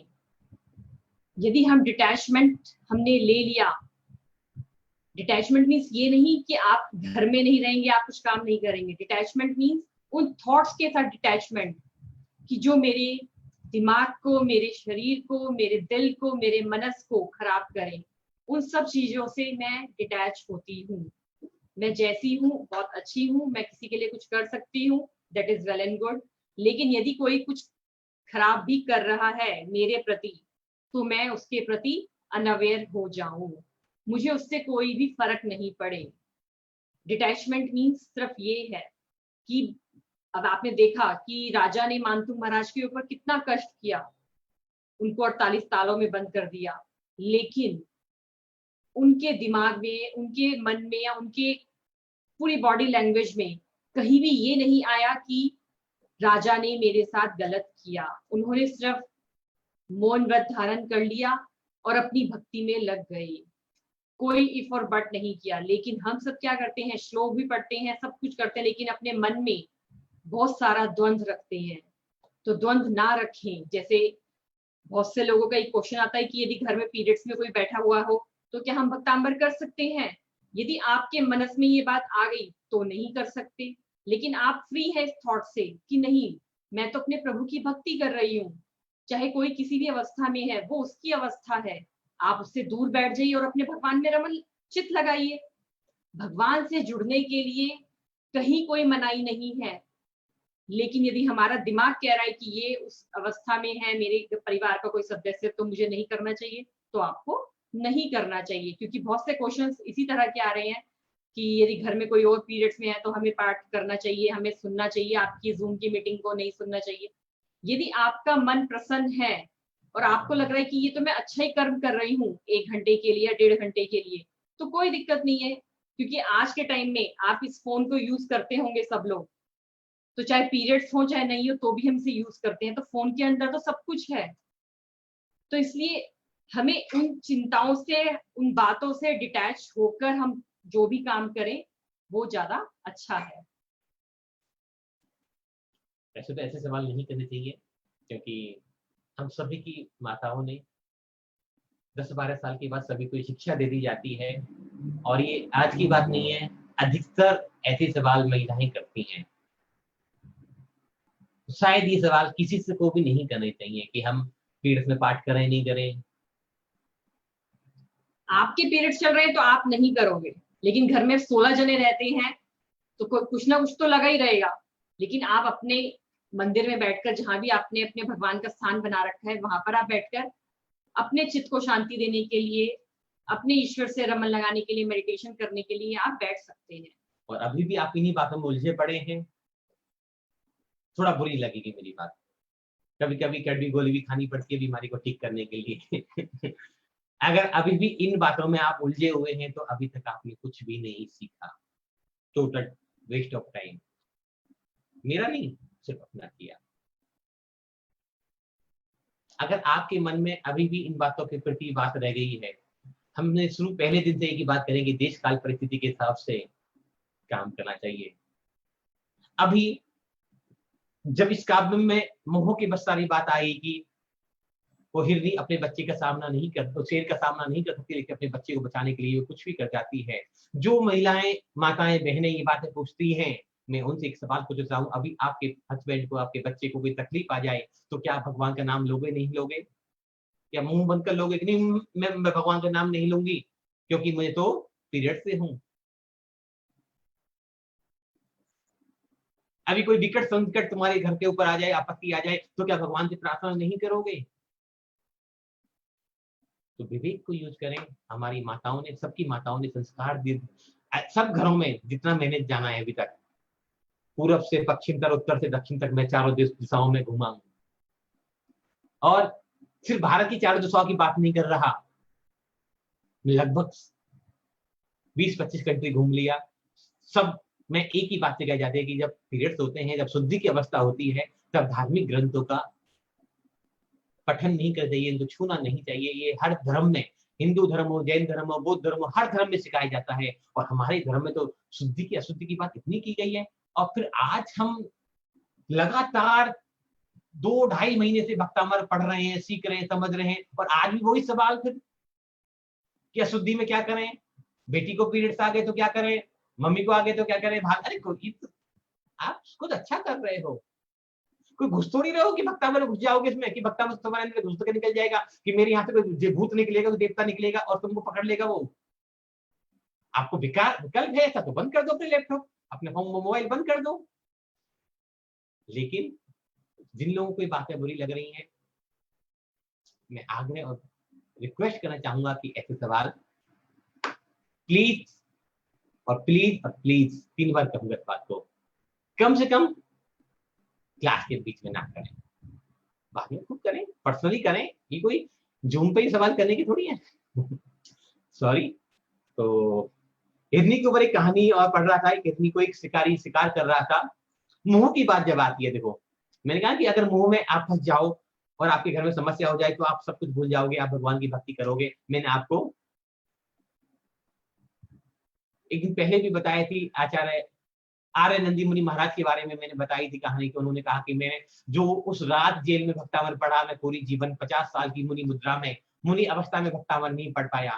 तो एक शिकारी तीर चढ़ाकर एक हिरनी को मारने वाला था। हिरनी ने खड़ी हो गई, हाथ समझ जोड़ दिए उसके आगे कि ओ शिकारी, ओ व्याघ्र, रुक जरा, एक मेरी बात सुन ले, तू मेरी एक बात सुन ले, बस जरा रुक जा, थोड़ा ठहर। मेरे कहती है मेरी एक बात सुन ले, मेरी एक विनती सुन, मेरी एक बात मान ले। तुम मुझे मार कर मेरे शरीर का एक एक हिस्सा ले लेना, लेकिन मेरे स्तनों को छोड़ देना।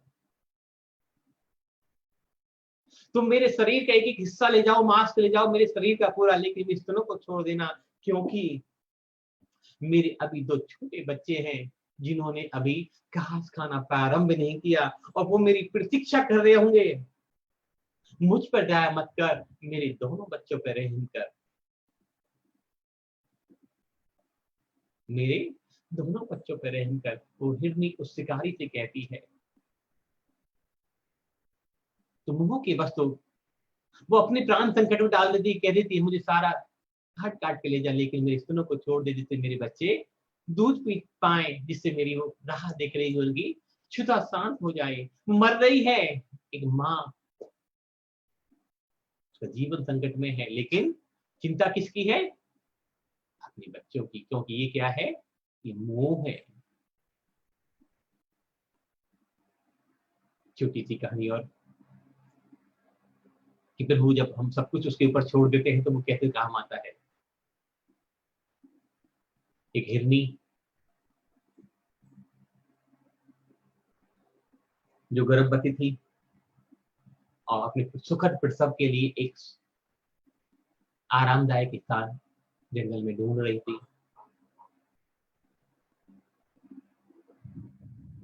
विचरण कर रही थी, देख रही थी मैं प्रसव कहाँ करूं।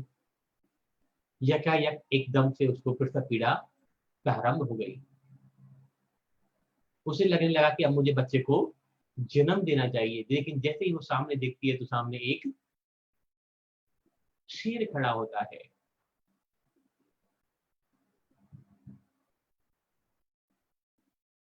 वो डर जाती है, सहम जाती है, पीछे मुड़ना चाहती है तो पीछे शिकारी घात लगाए, निशाना बनाए खड़ा है कि कब हिरनी को मारूं और कब मैं इसको ले जाऊं। वो जंगल की तरफ भागना चाहती है तो देखती है जंगल में आग लग गई। दुख की पराकाष्ठा, परीक्षा की घड़ी कि एक तरफ शेर खड़ा है, दूसरी तरफ शिकारी है, तीसरी तरफ जाती तो जंगल में आग लगी हुई है, लेकिन मुझे बच्चों को जन्म देना है, मुझे बच्चों को जन्म देना है, मुझे सुखद प्रसव करना है, मैं बच्चों को जन्म अवश्य दूंगी। ऐसा मन में हिरनी के भाव आता है, वो आंखें बंद कर लेती है, क्योंकि प्रसव पीड़ा अलग से हो रही है। एक साथ 4 पीड़ा है उसके पास थी, प्रसव की पीड़ा, शेर का डर, शिकारी का डर, जंगल की आग।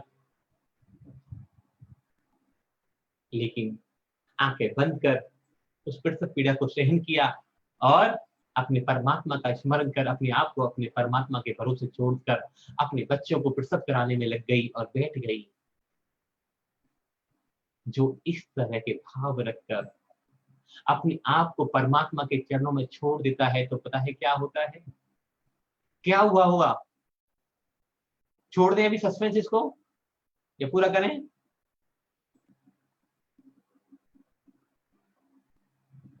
कहते हैं तभी एकदम आकाश में जोर से बिजली चमकी, और बिजली चमकी तो शिकारी डर गया और उसके हाथ से तीर छूट गया। तीर छूट कर सीधा शेर की आंख में लगा और शेर शिकारी को मारने की तरफ भगा। और जैसे बिजली चमकी तो आसमान से मूसलाधार बारिश प्रारंभ हो गई और जंगल की अग्नि भी शांत हो गई।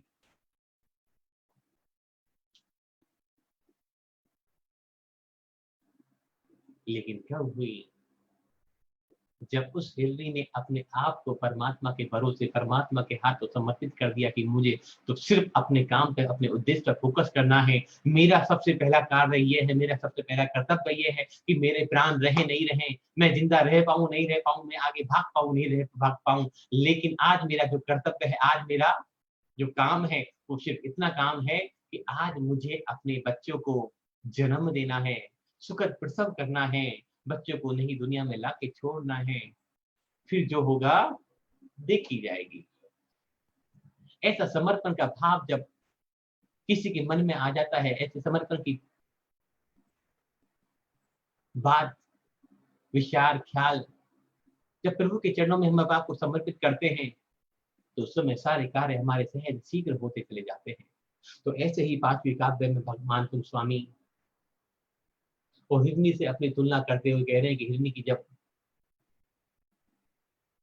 शेर का सामना कर जाती है, शेर से मुकाबला कर लेती है, शेर से लड़ना चाहती है, क्योंकि वो मोह में बंधी हुई है, मोह के कारण अपने बच्चे को बचाना चाहती है, तो क्या मैं अपने मोह के कारण आपकी भक्ति नहीं करूं? अवश्य करूंगा। ऐसा ही इस पूरे श्लोक का वर्णन एक बार दीमत का पाठ करेंगे। ओम ह्रीं नमो अनंतो हि जिनानम ज्रोम ज्रोम नमः स्वाहा। ओम ह्रीं श्रीं क्लीं क्रोम संकट निवारणेभ्यो सुपार्श्वेभ्यो नमो नमः स्वाहा। ये सब होता कैसे है? जब भावों की प्रबलता हो जाती है, उत्कृष्टता हो जाती है। जैसे हम सब व्यापारी भाई हैं, ज्यादातर अपने समाज में, अपनी कम्युनिटी में ज्यादातर लोग व्यापारी हैं। बहुत कम लोग, यंग जनरेशन देखो तो कुछ लोग, कुछ बच्चे ही थे जो जॉब आदि करते होंगे। सही कह रहा हूं मैं इस बात को कि जब हम व्यापार आदि करते हैं तो टैक्स की चोरी भी करते हैं और भी 2 नंबर के काम करते हैं, तो क्या हमें डर नहीं लगता? क्या हमारी अंतरात्मा जवाब नहीं मांगती? मांगती है, लेकिन लालच जैसे ही मन में पैदा हो जाता है, हम हर गलत काम को बेखौफ कर जाते हैं। वो लालच जब हमें हर पाप करा देता है, तो क्या भक्ति हमें पाप नहीं करा देगी? एक युवक या तो ये दोस्त बैठे थे, एक दोस्त ने दूसरे युवक को कहा, अरे तेरी बाइक को तो मैंने फलाने आदमी के साथ बात करते हुए देखा। दूसरा युवक जोश में आ गया, ये आने दे, लट लेके बैठ जाता हूँ, आने दो, आदमी तोड़ूंगा आपको मैं। ये दूसरे से बात करती है, लेकिन थोड़ी देर में याद आया कि मेरी तो अभी शादी नहीं हुई। तो जब जोश आता है तो आदमी आवेश में आकर कुछ भी बोल जाता है। तो यहाँ भी मानतु स्वामी जोश में है एक समय, वो दुख में नहीं है कि मैं दुख में हूं, परेशानी हूं, तकलीफ में हूं। वो तो इस जोश में है कि मुझे भक्ति करनी है, मुझे परमात्मा का स्मरण करना है, परमात्मा गुणानुवाद करना है। जैसे वो आदमी भूल गया कि उसकी शादी ही नहीं हुई है अभी तक। तो जब हम अपनी कमियों को भूल जाते हैं, अपने डर को भूल जाते हैं, देखो कोई भी काम करना हो तो एक एनर्जी तो चाहिए, एक आवेश तो चाहिए। आप लोग यहाँ बैठे हो 2 घंटे से और डेली बैठते हो, कि आपके पास कोई काम नहीं है? निश्चित होगा, लेकिन वो जोश है कि नहीं, मुझे सीखना है। जितनी जोश ठंडा पड़ जाएगा उतना आप अपनी दुकान कर जाओगे। वैसे तो लॉकडाउन 4 में काफी लोग कम हो गए। तो आपका भी जिस दिन जोश कम हो जाएगा उस दिन आप भी चले जाओगे। जब तक जोश रहता है, जब तक हिम्मत रहती है, जब आवेश रहता है, जब तक आदमी सब कुछ सीखना चाहता है। कई बार हमारा मन करता है, बहुत दिन हो गए, लगभग 50-60 दिन हो गए चलाते चलाते, अब बंद कर दो यार, बहुत हो गया, थक गए, अब तो नहीं, अभी जोश है, अभी तो और करेंगे। क्या होगा, लॉकडाउन तो बहुत लंबा चलेगा, अभी कौन सी आपदा आ रही है। अगर हमारे माध्यम से, हमारे नियम से कोई सीख जाए, समझ जाए, और लॉकडाउन ना भी चले तो I request to you all कि घर से बाहर ना निकले। अपने यदि आपको जीवन आप सोचते हैं कि इम्पोर्टेंट है तो घर से बाहर नहीं निकले। अभी कोरोना नहीं गया है, वो यही है और डेली केसेस आ रहे हैं। सिर्फ गवर्नमेंट ने खोल दिया है कि सब लोग कंप्लेन्स कर रहे थे, सब लोग उनको गलत बोल रहे थे, तो ठीक है गवर्नमेंट ने जो किया वो किया। लेकिन यदि आपको अपनी लाइफ चाहिए, सेफ चाहिए, तो दिसंबर तक अपने घर में आराम से बैठें, प्रभु का नाम लें, जो जरूरी काम है तो ही बाहर निकलें। आप कहोगे दिसंबर तक? देखो यार, जिसने इस बार का दिसंबर देख लिया उसने पूरी दुनिया देख ली, जो उसने दिसंबर नहीं देखा उसने कुछ नहीं देखा। सच्चाई तो यही है। जो इस बार दिवाली मनाएगा वो इस दुनिया का सबसे भाग्यशाली इंसान होगा। जो दिवाली नहीं मनाएगा, फिर उसके घर वाले भी दिवाली नहीं मनाएंगे।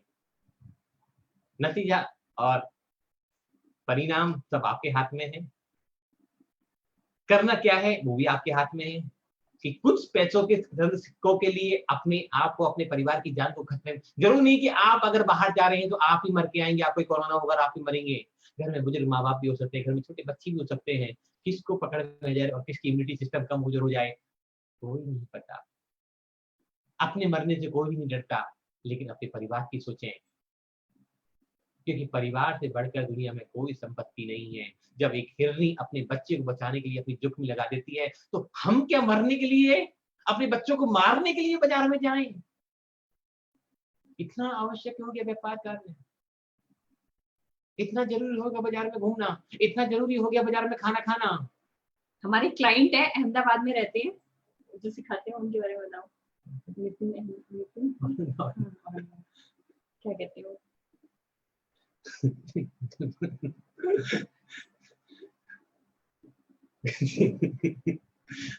ऐसी बात नहीं करनी चाहिए।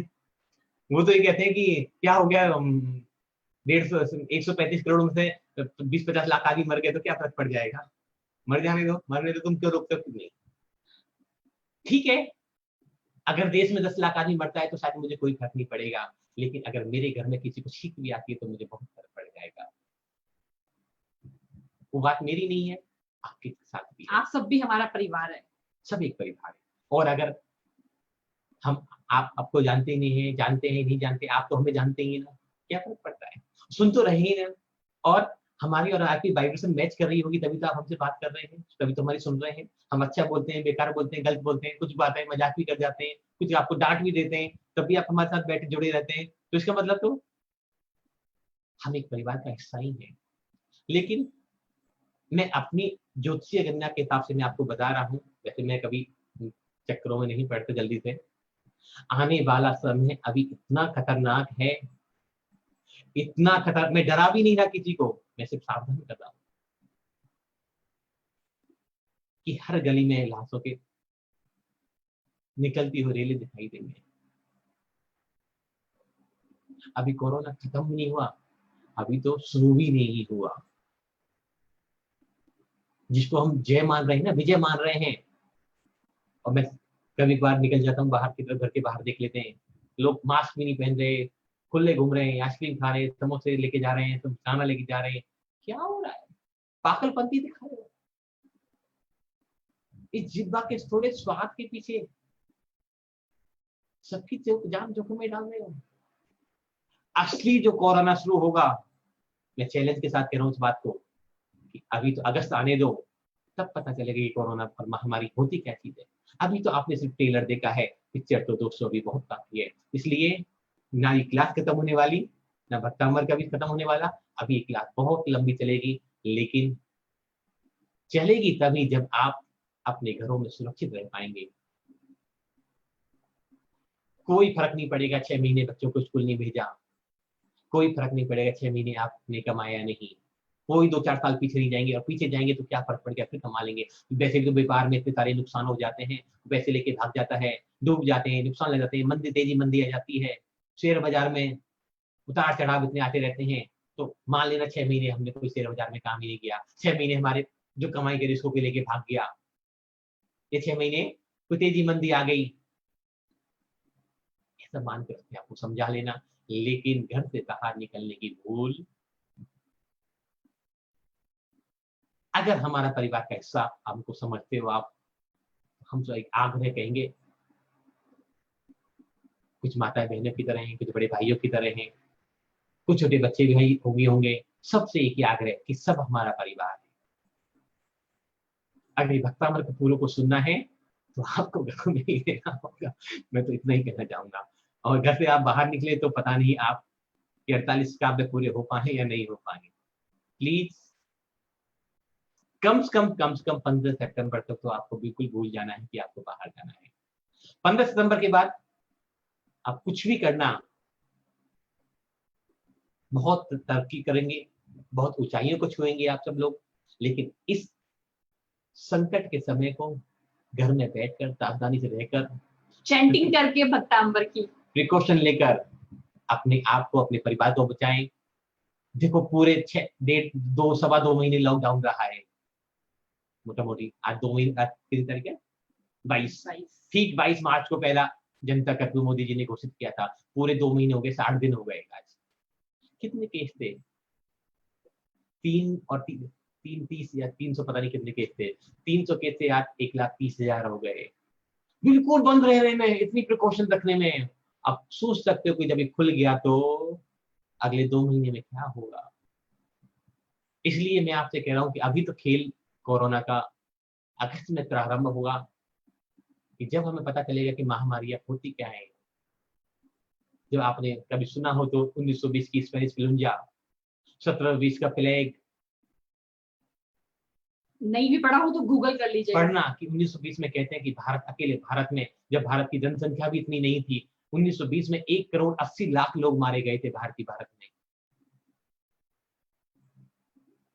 तो जीवन कीमती है, इस बार मिला है, इस जैन कुल में पता नहीं दोबारा मिल पाए ना मिल पाए। तो अपने जीवन की चिंता करो मत करो, इतनी तकल्लुफ जैन कुल की मर्यादा को रख लो। तीर्थ यात्रों पे जाना, मंदिर जाना, घूमना फिरना, शादी विवाह, फंक्शन पार्टी, यारी दोस्ती, कोई कहीं नहीं जा रहा, सब नहीं रहेंगे। रहे तो सब मिल जाएंगे, नहीं रहे तो कोई नहीं मिल पाएगा।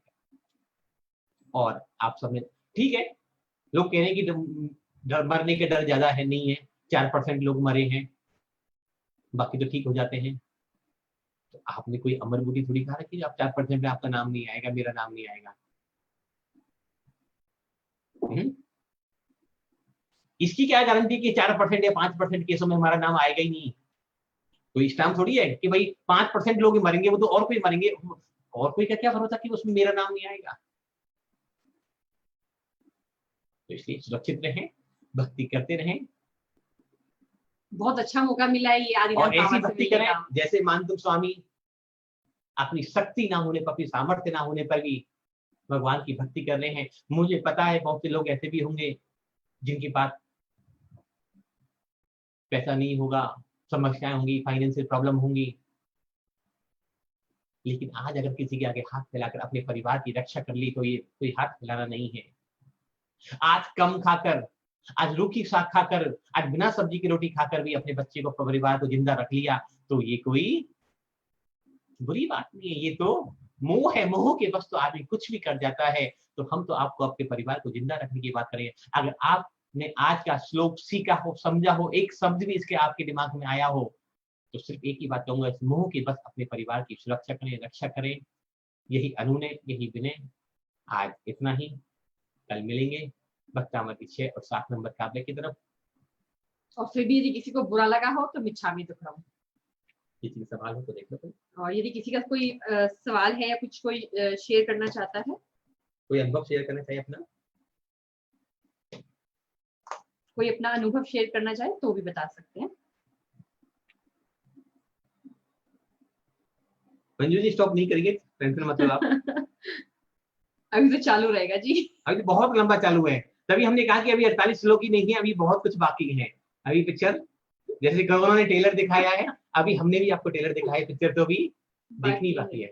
आराम से देखेंगे, जल्दी नहीं है, एक एक स्टेप आगे बढ़ेंगे, पर यहाँ तक समझ जाए तभी आगे बढ़ने का है। और कुछ लोग सवाल करते हैं कि उसके बारे में बता दो, तो आप पुरानी वीडियो एक बार देख लें, क्योंकि हम एक के लिए बताएंगे तो सबका टाइम भी वेस्ट होता है। तो आप वीडियो, पुरानी वीडियो देखिए, YouTube पर जाकर सारी अपलोड हो गई है, तो जो भी प्रीवियस आपकी निकल गई है वो आप वहाँ पर देख सकते हैं। और आपका ज्ञान वर्धन ही होगा, कुछ नई चीजें सीखने को मिलेंगी। बेसिकली जो चीजें हमने जो सीखी, 5 एलिमेंट्स, पंचतत्व, चक्रा विज्ञान, औरा विज्ञान और स्वर विज्ञान, मुद्रा विज्ञान, ये बहुत बड़े साइंस हैं। और जब तक आपको समय मिल रहा है उनकी प्रैक्टिस करना चालू करें। आपकी हीलिंग पावर, मैं सच में कह रहा हूं, भगवान को साक्षी मानकर कि आप इतनी पावर बढ़ जाएगी कि आप सोच नहीं पाओगे, समझ भी नहीं पाओगे। लेकिन प्रैक्टिस, अभ्यास तो करना पड़ेगा। आप अभ्यास तो करोगे नहीं और बस सिर्फ 2 घंटे दोगे, आप आधा घंटा और दे दिन में। आप 2 घंटे जैसे यहाँ देते ना, तो प्रैक्टिस के लिए भी कम से कम आधा घंटा जरूर निकालें, तो निश्चित ही आपके जीवन में आनंद मंगल होगा, आपका कल्याण होगा। जो 5th नंबर काव्य है उसका मैं आपको पर्पस और बेनिफिट रह गया बताना। 5 नंबर श्लोक का, people suffering from any kind of problem in eyes. 3रा नंबर श्लोक भी मैंने आपको बताया था आईज के लिए होता है। 5वां नंबर जो काव्य है वो भी आईज की प्रॉब्लम के लिए है। And will get relief within 21 days. It is very good for improving vision. Chanting of this shloka awakens the inner power and makes us accomplish feats that we feel we are incapable of achieving. Ice के लिए भी बहुत अच्छा है ये श्लोक। और यदि आपको लग रहा है कि आपको कोई चीज जिसको आप अचीव नहीं कर पा रही हैं, आप कैपेबल नहीं हो, तो उसके लिए भी आप इस श्लोक को चैंट करें कि आप कैपेबल हो जाएं। आइज के लिए आप दोनों में से कोई भी एक श्लोक कर सकते हैं, 3रा नंबर भी और 5वां नंबर भी। दोनों पर ही हमने काम किया है, दोनों का रिजल्ट ही बहुत अच्छा है। और दोनों करना चाहें तो दोनों भी कर सकते हैं। और जैसे मैंने कहा कि अवेकन, क्या कहा, अवेकन्स द इनर पावर, कि अपनी आंतरिक शक्तियों को जगाना। तो हम तो वही तो बात कर रहे हैं, सबसे सीधे क्या कह रहे हैं कि आपको अपनी अंदर की शक्तियों को जगाना है, मोह को जगाना है अपने परिवार के प्रति। और सभी माता बहनों से भी कहना चाहूंगा, अपने बच्चों को, अपने हस्बैंड को, अपनी फैमिली को पूरा प्यार दें कि वो बाहर जाने की सोचे ही नहीं, और उनका आपके प्रति और घर में उनको इस तरह प्रगाढ़ के मोह उपज जाए। गेम में लगाए रखिए बच्चों को, छोटे छोटे गेम्स में, कि बच्चों का मन ही नहीं करे बाहर जाने का। हम तो अनंत को ऐसे ही लगाए रखते हैं। देखो बच्चे सबके घर में छोटे हैं, और माता बहनें हो चाहे भाई हो हमारे, सबके लिए, कि क्योंकि समय थोड़ा टफ है, घर में रहने की आदत नहीं है, आप भी थोड़े इरिटेट हो जाते होगे, आप भी परेशान हो जाते होगे। दिन में आजकल कोरोना वाले केस कम आते हैं, लड़ाई झगड़े वाले केस ज्यादा आते हैं, तो घरेलू हिंसा को भी हमें रोकना है, सबको मोटिवेट करना है, एक दूसरे से बात करते रहे, समझाते रहे, आनंद का अवसर है ये। और इस समय आपने अपने परिवार से मुंह कर लिया, चाहे माताएं बहनें हो, चाहे बच्चे हो, चाहे भाई हमारे, अगर आपने अपने परिवार से मोह कर लिया तो आपका परिवार लंबे समय तक सुरक्षित रहेगा, सेफ रहेगा। तो इसलिए अविकल पावर, इनर पावर को जगाना है, अपनी अंतर में सोई हुई जो शक्ति है, परमात्मा से भक्ति करने की, अपने परिवार से प्यार करने की, अपने आप को जानने की, अपने आप को सीखने की, अपने आप को समझने की बहुत सारी शक्तियां हैं। बहुत सारी शक्तियों के बारे में हमने आपको बताया, ब्रह्ममुहूर्त के बारे में उठना, स्वर विज्ञान इतना बड़ा विज्ञान है कि बड़े बड़े योगी इस स्वर विज्ञान के माध्यम से जाने कहाँ के कहाँ पहुंच जाते हैं, उनको कोई मंत्र जाप से लोग कुछ भी नहीं करना पड़ता, और उस स्वर विज्ञान के माध्यम से पूरा ज्योतिष शास्त्र, पूरा वास्तुशास्त्र, पूरे ग्रंथों का वो चुटकी में उदाहरण दे देते हैं। उनकी जो जागने की पद्धति है, क्योंकि स्वर विज्ञान के बिना आप किसी भी हीलिंग साइंस को सक्सेस नहीं कर सकते।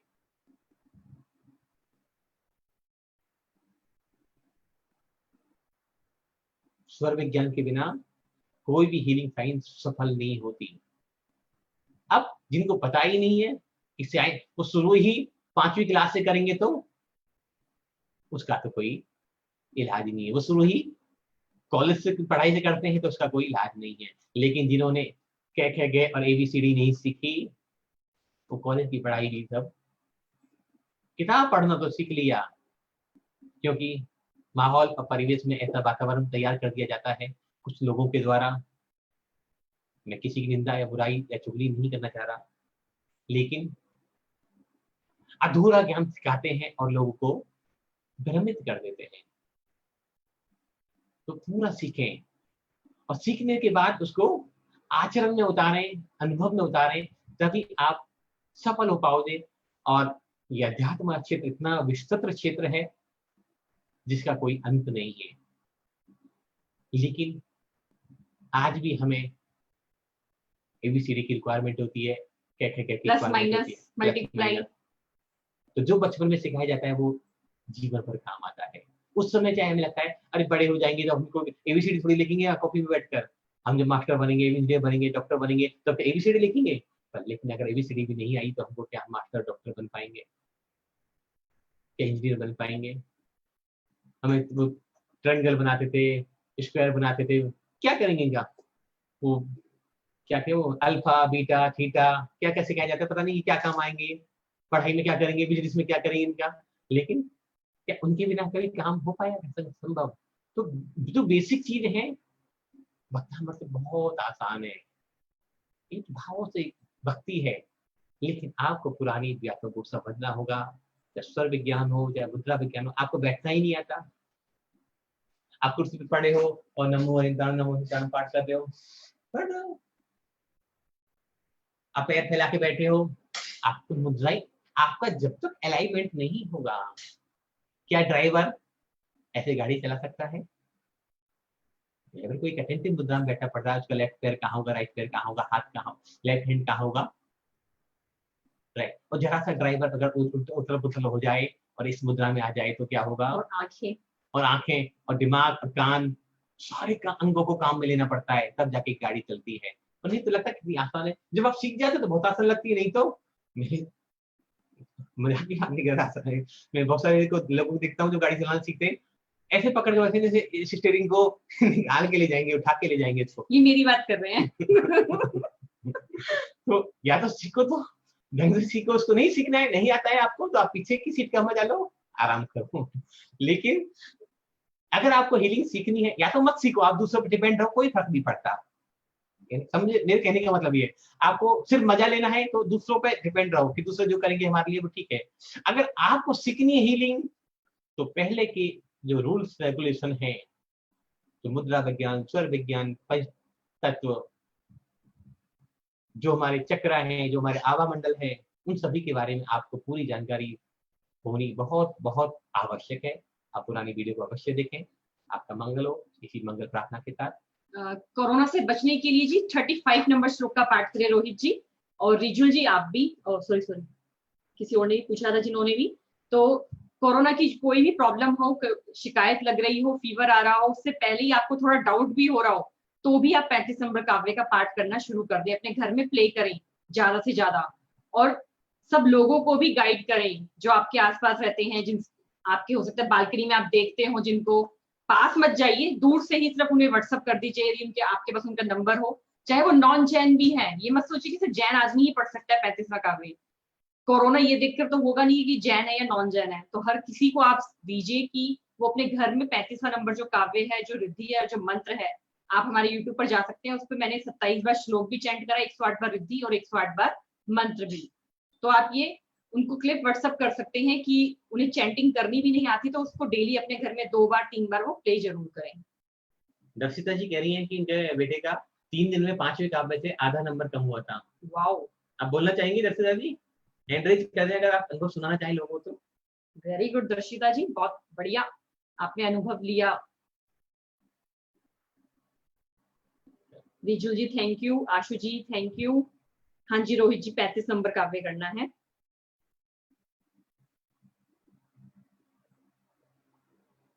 दर्शिता जी मैंने आपको अनम्यूट किया है, आप भी अपने अपने स्क्रीन को अनम्यूट कीजिए तो आप बोल पाएंगे आई थिंक।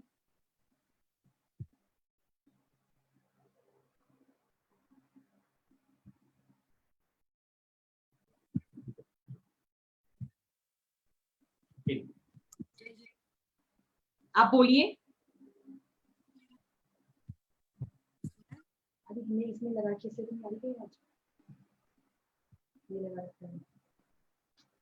आप बोलिए दर्शिता जी एक बार। जय जिनेंद्र दीदी। हाँ जी जय जिनेंद्र, अब आ रही है आवाज। मेरे बेटे को दोनों आंखों में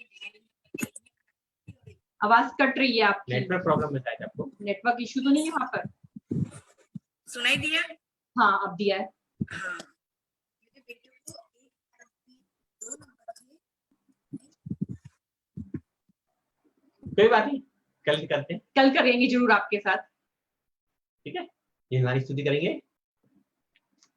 जिनवानी जग मैया जन्म दुख मिट दो, जन्म दुख मिट दो, मरण दुख मिट दो। जिनवानी जग मैया जन्म दुख मिट दो।